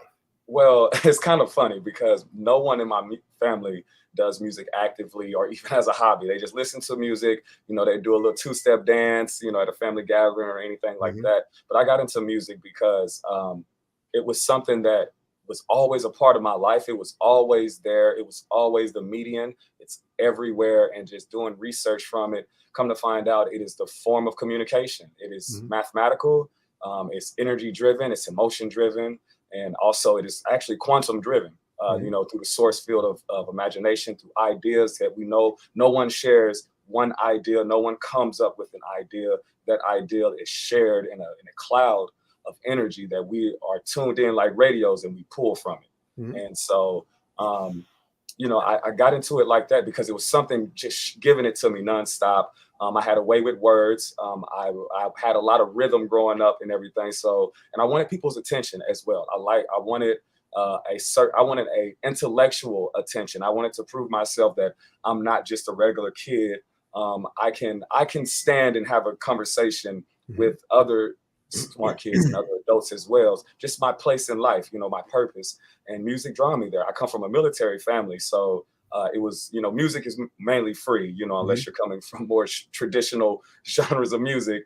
But like the genre of music I'm in, it's just all free, urban, creative music. And that's where the discipline, I was able to apply the discipline to such a free environment. And it was a blessing, and it's absolutely fun. So I take it you were a military brat. I grew up a military brat. Yeah, absolutely. Is that why you were living in Japan? Say again? Is that why you were living in Japan? Yes, that's why. Okay. All right. So your dad must have been Air Force? No, he was Marines. Yep. Okay. He was a drill instructor as well. And and then he was my mom's drill instructor. So that's how that goes. So right. So at what age did you decide it's not just my fun thing, it's going to be my, my professional thing? It was while I was in the Air Force. I was 20 years old. And I was walking on a flight line, working with some jets or whatever. And my captain, she is a really, really cool lady from Texas. And she was laughing at my walk because I'm kind of tall and I have a little swag about my walk. I kind of like float a little bit. And she was like, "What kind of walk is that? Where are you from?" and everything. And she started talking to me. She was like, "What are you doing in the Air Force? Because I saw your flyers up around the base, around outside of the base. And I thought that was you, but now that I see, yeah, that's you." And I was like, "Yeah, I'm performing out here." She was like, "So you're performing and recording and producing while you're working 12 to like 14 hours a shift on the flight line, defending our country, fighting for our country." And I was like, "Absolutely," because I love both, And so that's when I took it professional, is because she was like, you can do way more for your country. You know what I'm saying? And it was kind of like a hint, like, "Hey, man, just, you got it already together." You know what I'm saying? Just go out there and expose yourself and give yourself to the world and let the world see you and be a benefit and make yourself presentable and helpful for the world, so we can get this thing we call peace fully under wraps. Right. So it's interesting because people don't think of, well, let me put it a different way. When people think about music, they think about musicians and performing, being on stage, as you said, being the center of attention, popularity, all that other kind of stuff. They don't necessarily think about it, from the business perspective. Right. So you're working, a very secure job. I mean, secure in, they don't lay people off from the military, right? No, they don't. Right. So working a secure job, having an income, but you decide to go do something on your own, because when you're a musician, you're self-employed. Yes. So talk about the decision that you made, to go from working for someone to working for yourself. Right. That decision was the ultimate decision from when I came up for my separation dates. It was, do I take this step? Do I do what? I'm 21 years old. I was in the military for 21, basically, born in it. And then now I have an X amount of years outside of the military. And by that point in time, it's, do I want to climb the ladder, the corporate ladder of the military and rank system and, get out and do something big and be landlocked to that? Or do I apply all of the training that I've had through these 21 years, and these 4 years is a confirmation? And so I literally made that choice to say, I'm going to do it for myself, because there's already hundreds of thousands of airmen in the Air Force that are doing that job. You know what I'm saying? That probably can do it more focused and better than me, because I also have music. So I was at a relationship and a marriage decision. You know what I mean? So it was like, do I want to marry myself, or do I want to marry the Air Force? Do I want to marry, I had already took an oath to it, so no, I'm gonna marry myself, because I never took an oath to myself. You know what I'm saying? And that's one thing that we as people rarely do. We're quick to sign paperwork and contracts and get these bills in our names, but we never write a contract to ourselves, and we never marry ourselves and do it for ourselves, for self-perseverance, so we can continue to help the way that we've been helping. You know what I'm saying? Right. And so I did that. And so I took that step so I could use my platform, because I had known that I came from a very, very different, very world strict. Everyone knows about military brats, but to jump out and to pursue something that is saturated, the music industry is so saturated. So I did that to prove to myself that it's not saturated. It's actually very wide open. It's just that there's a lack of discipline when it comes to such a free environment. And all you need is that discipline, and you will pinpoint, laser focus straight through all the chaos and a lot of the mud. Right.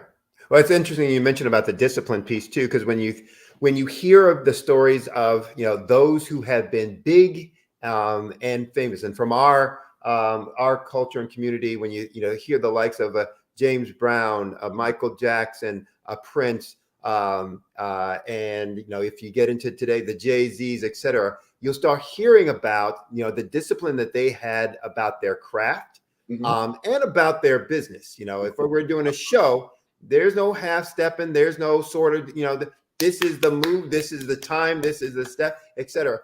So how important, and obviously it must have been based on what you're saying, but talk about why that was such an important aspect to being successful within the music business like it is in other businesses. Yes, it's because there's I would say this idea that I'm doing music, I'm releasing my soul, and someone's going to like it. So that means someone's going to buy it, and like that discipline, it does apply, to any type of product.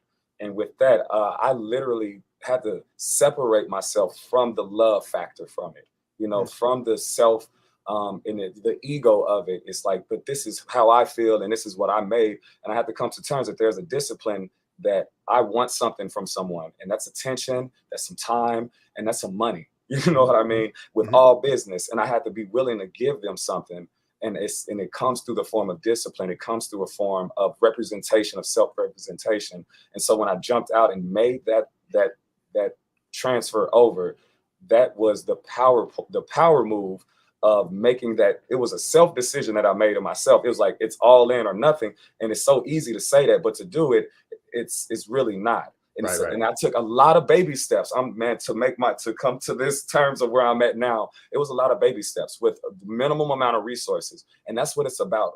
Like the resources thing is, I would definitely say was my strongest point, because I had very little of them to do what I thought I needed to do, because they were all false resources that I thought I needed to have. So I wasted a lot of time and energy trying to get these false resources in order to do what I needed to do, but I didn't need the resources, you understand? So I feel like a lot of businesses do that. A lot of businesses try to follow this cookie cut platform and these cookie cut steps, when this is an all case by case scenario and experience that we're having. And everybody that we ran into and that we do business is not the same. That's a great point. I tell this story. When I was in grad school, I came from an engineering background. So my undergrad was engineering, and that's very boom, boom, boom, boom. Here's what it is. Here's what the laws are. Here's what the formulas are, blah, blah. I went to grad school for an MBA. Okay. And in my first semester, I'm in a marketing class, and the professor, every time one of us asks a question, every time the answer started with, well, that depends. And I started getting frustrated. It depends. It depends. How come this guy doesn't know the answer? And coming from that, engineering technical, where this is the way it is, this is the way that it is.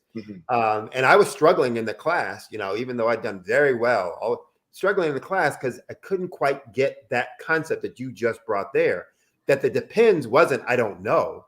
The depends is, what are all the factors? Tell me all the things that are involved and included in this, so that I can then formulate what the right answer is, because it depends whether it's this or that, or these combinations of those and these, as to what you're going to do. Yeah, absolutely. Like with just like with any equation, there is an order of operations. The result's going to be different. There's going to be similar characters and factors within that equation, but no equation is the same. And there's going to be an order of operations when you're dealing with quantum equations and you're dealing with calculus and trigonometry and things like that. Right. That's what we are at life. We're math. So you mentioned something in your earlier answer too about you needed to decide whether you were going to change what you were doing in your music because you were trying to get something from someone else. Yes, their attention, their money, Yeah. And you talked about a concept in a way that was music oriented, but I heard it in a way that's very business functional. Right. You started talking about understanding what they wanted. And giving them what they want. Talk about that a little bit more.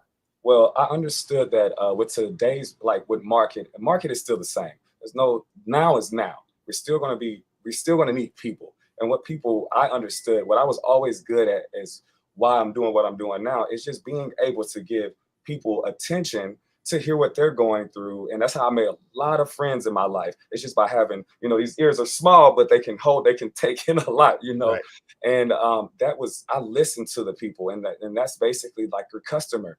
your fan base. You got to listen to them, because they are the ones who are coming to you for a resource that you have, you know. And my resource wasn't just the music, it was the way I was putting my product together, the way I was doing my words. I was taking time and consideration out. Instead of just writing my feelings down on a piece of pad or just freestyling, I was literally putting time and thought into one bar, you know, of what I was going to be able to express myself, you know. And then it came down to a formula of, why am I saying it? And does it coincide with the other bars? And do they all come into a whole song and a whole feeling and an emotion into a whole album, you know? But it starts off with that one word, you know what I'm saying? That one, that one, you know, most songs start off with the word, hit songs start off with the word you, because it's about you, you know, it's about the customer. It's not about I and me, you know what I'm saying? And that's the biggest thing that a lot of people fail to. You know, and I think you're exactly right. It's the biggest, in my consulting practice, one of the things I see the most is that people are, when they start talking to me about their business, they talk about the features and functions of their product or their service. Here's what, you know, I can do. Here's what we can do. Here's what my product does. It's like, oh, that's fine. But, you know, what do they want? What are they trying to resolve? What are they, you know, what are they looking for, et cetera?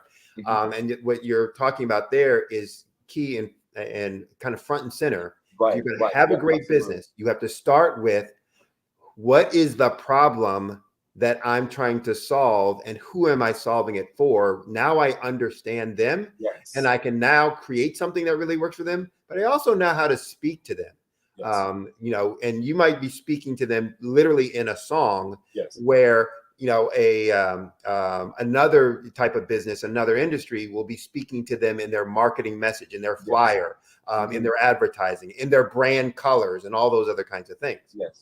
And it takes, like, when it comes to writing those songs and products, I literally was taking the same formula that what do we call it? Shadow marketing does. You know, the shadow marketing side of it is like the setting of trends. Like, you see a trend, like they make these trends big. They get the image of something, you know.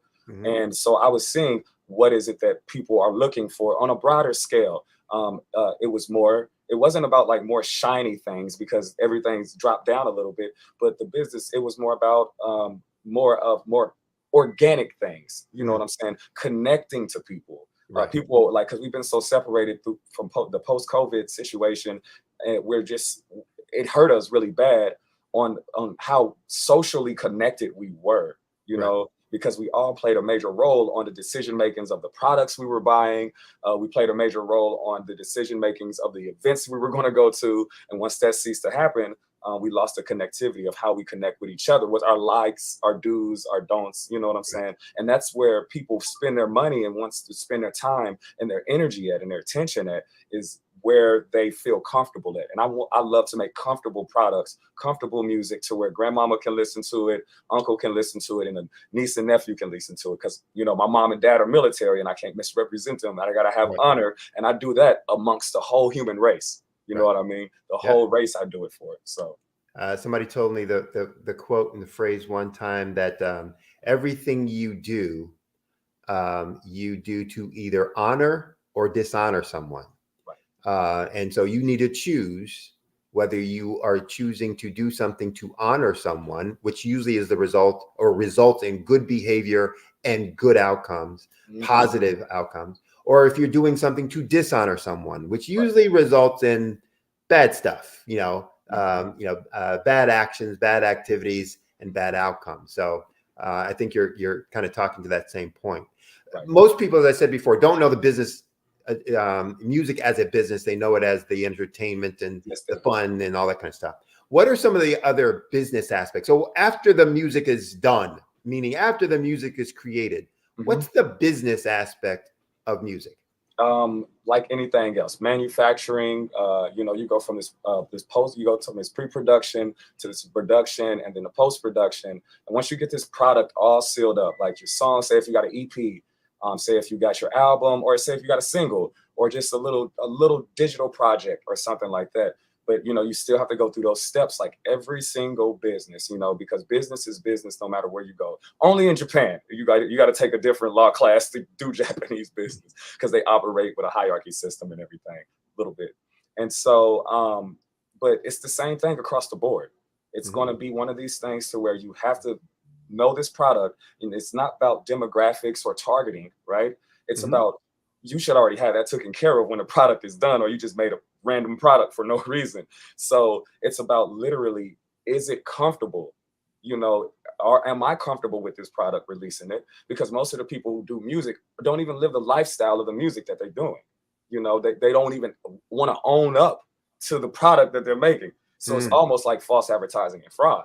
Right. You know, because the people are literally going after this type of music and then living the life of this music, of the actual product. They're consuming this product and then going out and spreading it to the world. You know what I'm saying? And it's actually making us sick as a people. You know, so I'm here to cure that.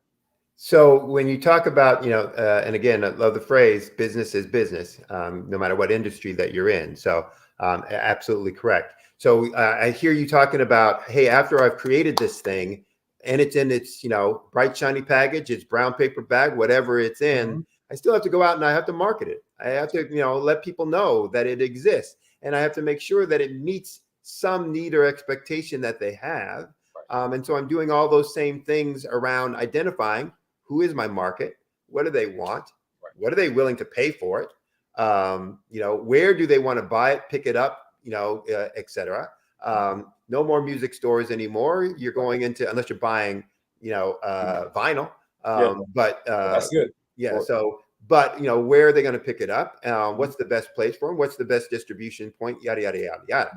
Correct. So all those things are still incorporated in the business. Yes, absolutely. And you know, like with the AI systems now, it's just what's a great business model, and it's going to give you the basic steps. No matter if you say for the music industry or the agriculture industry, you're going to have these same common steps that you have to take. And it's the same way with just doing business within our own personal lives. You know what I'm saying? Nothing changes, and it all starts from home.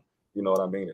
One of the best pieces of advice I got from, and this is, you know, right after I got out of grad school, I was, you know, thinking about being an entrepreneur. I was planning. I knew it was going to be. And I was listening to this guy talk. He was African-American, owned a bunch of McDonald's, you know, so he's a franchisee, had a bunch of stores, doing quite well. His best advice was create an org chart. He said, no matter what business you're in, create an organizational chart. An organizational chart is going to have all the same functions. I don't care what business that you're in. And he said, write the name of the person who's responsible of each function under that block. And he said, and if you don't have a name of an employee, then your name goes there, because those are all the things that need to be done. And I think I hear you saying the same thing, that look, business is business. This stuff has to get done. You know, we got to go out and do these things the same way that every other business. If you're a retail restaurant, or if you're a retail music store, or if you're a doctor, or if you're, you know, you have to have all these same functions to be completed in order to have a successful business. Absolutely. Absolutely. Yeah. So you have, when did you transition from just being the musician creator to being, you know, on the business side of music as well? It's exactly what you just said. There was a missing piece right there. You know, I could have paid someone to go do it for me, or I could fulfill it myself. And I took the responsibility and the initiative to do it myself, you know? And so I self-educated. And you know, it really wasn't any trial or error. It's because I was just such in an educational mode. Everything it wasn't even a test. It was just all learning, not realizing that I was actually doing the real thing as I was learning, you know, because I wasn't trying to make it happen. I was just trying to understand it. And so by me filling that void in of just wanting to fill this gap, you know, I actually filled a gap for not just myself, for anybody else who comes in contact with me, is because I took those steps that was a necessity that I didn't have, of the marketing and everything like that. Although selling is one thing, you know, is try to, you know, sell something, but in order to create longevity and these continuous business actions, and to have a customer or a client that wants to stick to my team, that wants to say, hey man, I love the way you do what you do. I want you to do what you do for me all the time.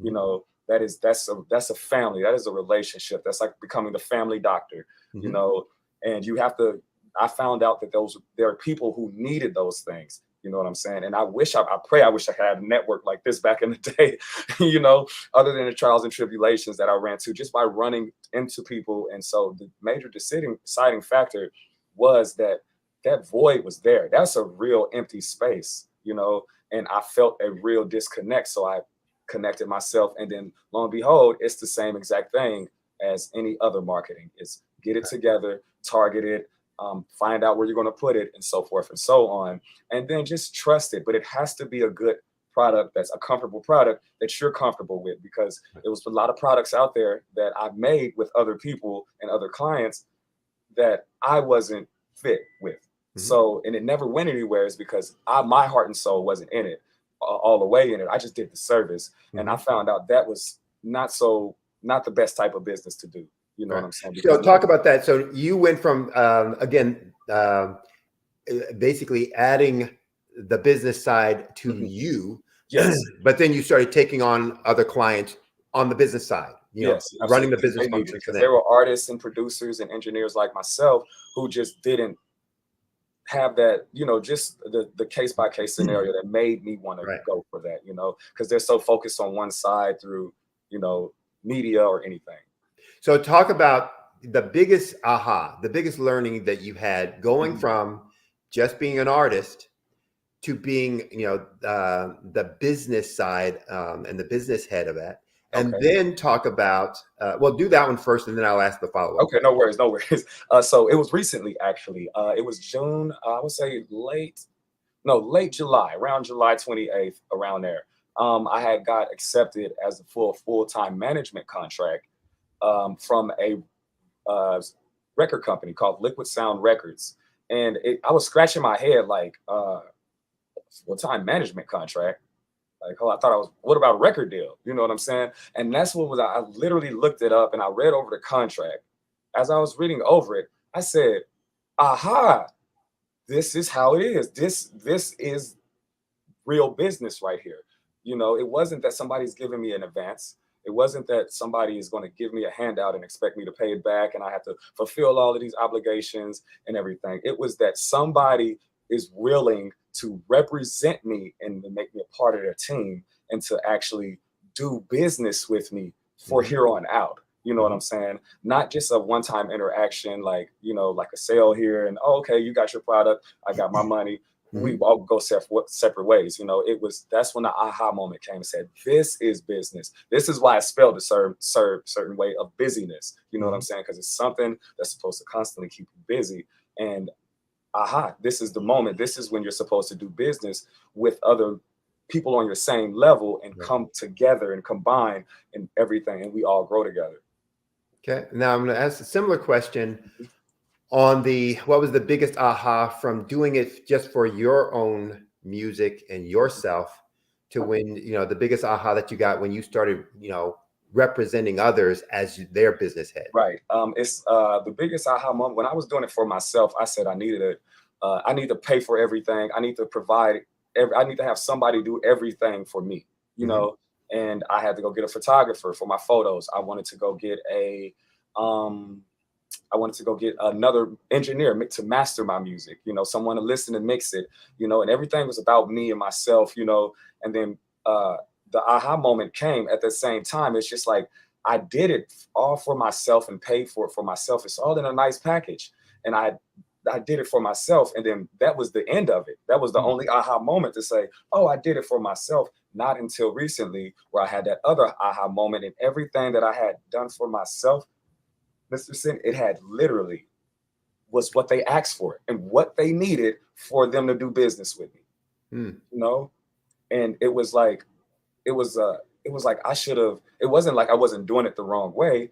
That little selfishness, that little self-perseverance that I had for myself and an initiative I took for myself, it literally prepared me to work with someone else, because I had prepped and worked on myself so much so I can be presentable, so someone can believe in me, what I'm saying, you know, someone can vouch for me, so someone can validate who I am and what I'm able to do, because it was a selfish thing.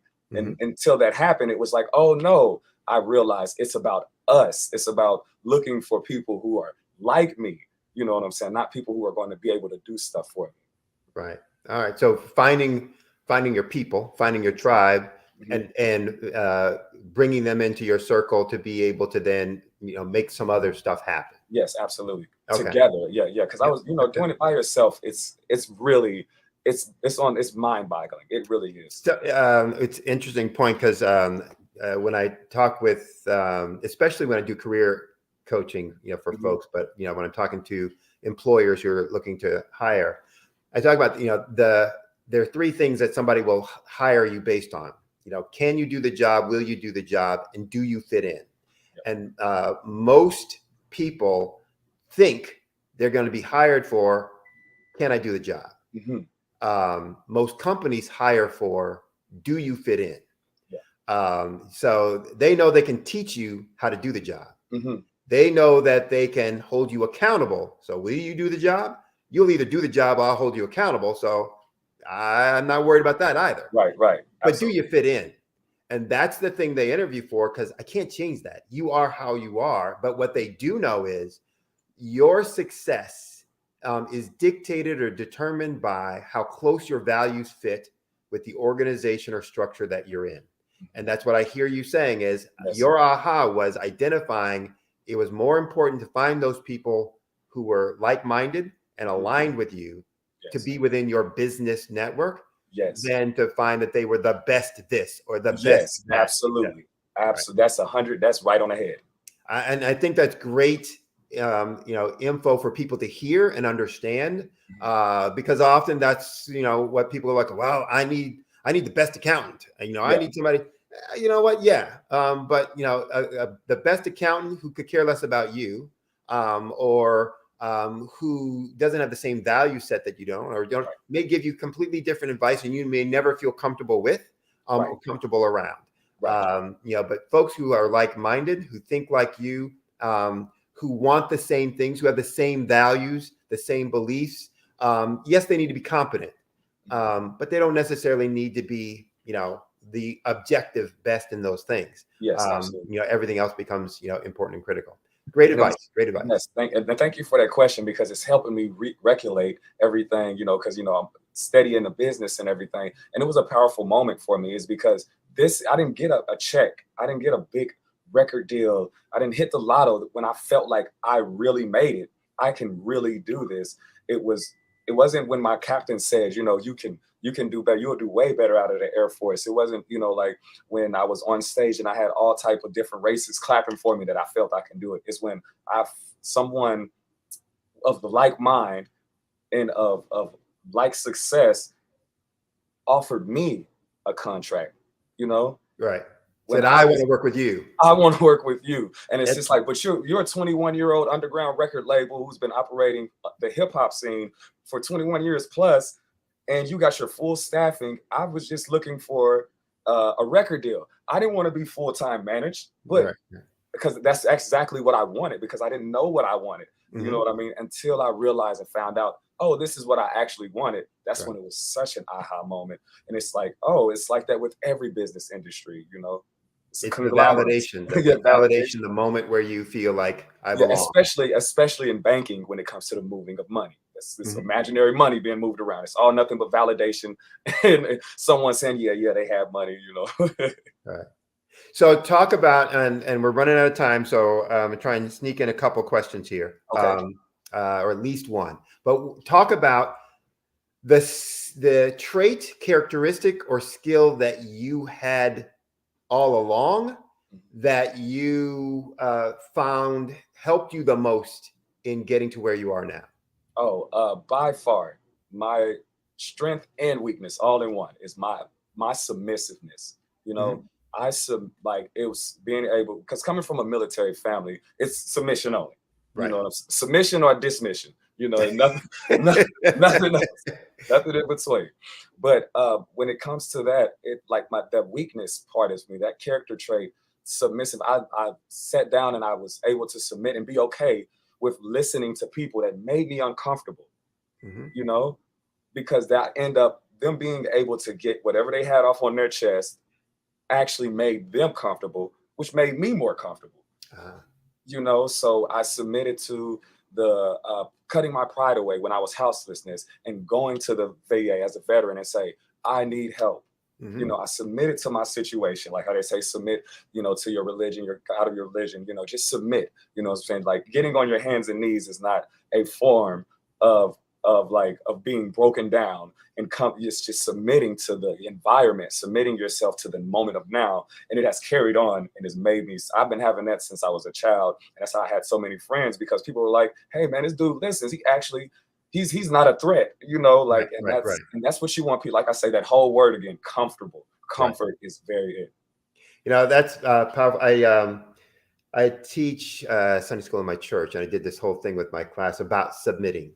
And as people, but especially as Americans, and sometimes especially true as African Americans, that word submit carries some real baggage with it, right? Yes, it does. I was like, whoa, I'm not submitting. Who do you think? I'm not submitting to nobody. Nobody. Right? Absolutely. But it's such a powerful thing that says it doesn't mean, you know, I don't have an opinion. I don't have a feeling. I'm less than, but it's understanding, you know, where, you know, knowledge and power, you know, is, and saying, I'm open to, I will be respectful of, I will, you know, deflect to, you know, this person, but you have to be, you know, careful. Careful, I think is the right word I want to use. Careful about who you're submitting to, because once you submit, what you're saying is, I trust that you have better information for me, and I'm going to use that, you know, to go what I want. But I think, you know, their thing about submission is really powerful. All right, we're gonna have to end it there. I really enjoyed the conversation. I know the folks out there have gotten some, you know, great insight from you. Tell people how they can get a hold of you. Okay, you can get at me at Instagram at Typhoon Williams, all together. That's TYPHOON Williams, and that's all together. And the same thing on Facebook. You can Google me, you can LinkedIn me, you can email me, because all the information is there. I do respond. I'm a real person, and I don't have a fake account, so y'all will be okay. All right. Any questions, music, anything. If you need an open ear, I'm telling you, they can hold a lot. Trust me. All right. Well, Typhoon, again, thank you very much. It's been a pleasure talking with you. Look forward to, you know, hearing from you and talking with you again in the future. Thank you, and as we say, genius is common. Absolutely. I'll see you on the other side. Absolutely. God bless, and take care of each other and love yourself. Hello, I am Dr. Eric Kelly III, the visionary strategist and founder of the Black Business Olympics. I invite you to showcase your Black-owned businesses on the Black Business Network global stage. The Black Business Olympics is a global Black Business Network platform that propels Black-owned businesses into the international spotlight. By showcasing your business on the Black Business Olympics platform, you can reach a worldwide audience of potential customers, partners, and investors. You can also establish yourself as a thought leader and expert in your field, attract lucrative partnerships, and more speaking engagements. In addition, the Black Business Olympics platform provides a valuable opportunity to connect and collaborate with like-minded entrepreneurs and business professionals from around the world. This can lead to new business opportunities, ideas, and relationships. Finally, by sharing your story and expertise on the Black Business Olympics platform, you can inspire and empower others. This is a powerful way to make a positive impact on the world and leave a lasting legacy. If you are a Black-owned business owner, I encourage you to seize the opportunity to showcase your business on the Black Business Olympics platform. It is a once-in-a-lifetime opportunity to make an indelible mark on the world. Be one of the 1,000 visionary entrepreneurs who are changing students' lives, shaping industries, and leaving an unforgettable legacy for their families. Unleash your voice on our global stage and watch your business thrive. Black Business Olympics is one of the largest Black business showcases in the history of Black business in the world. Yes, the entire world. Just give me a call today at 919-308-9090.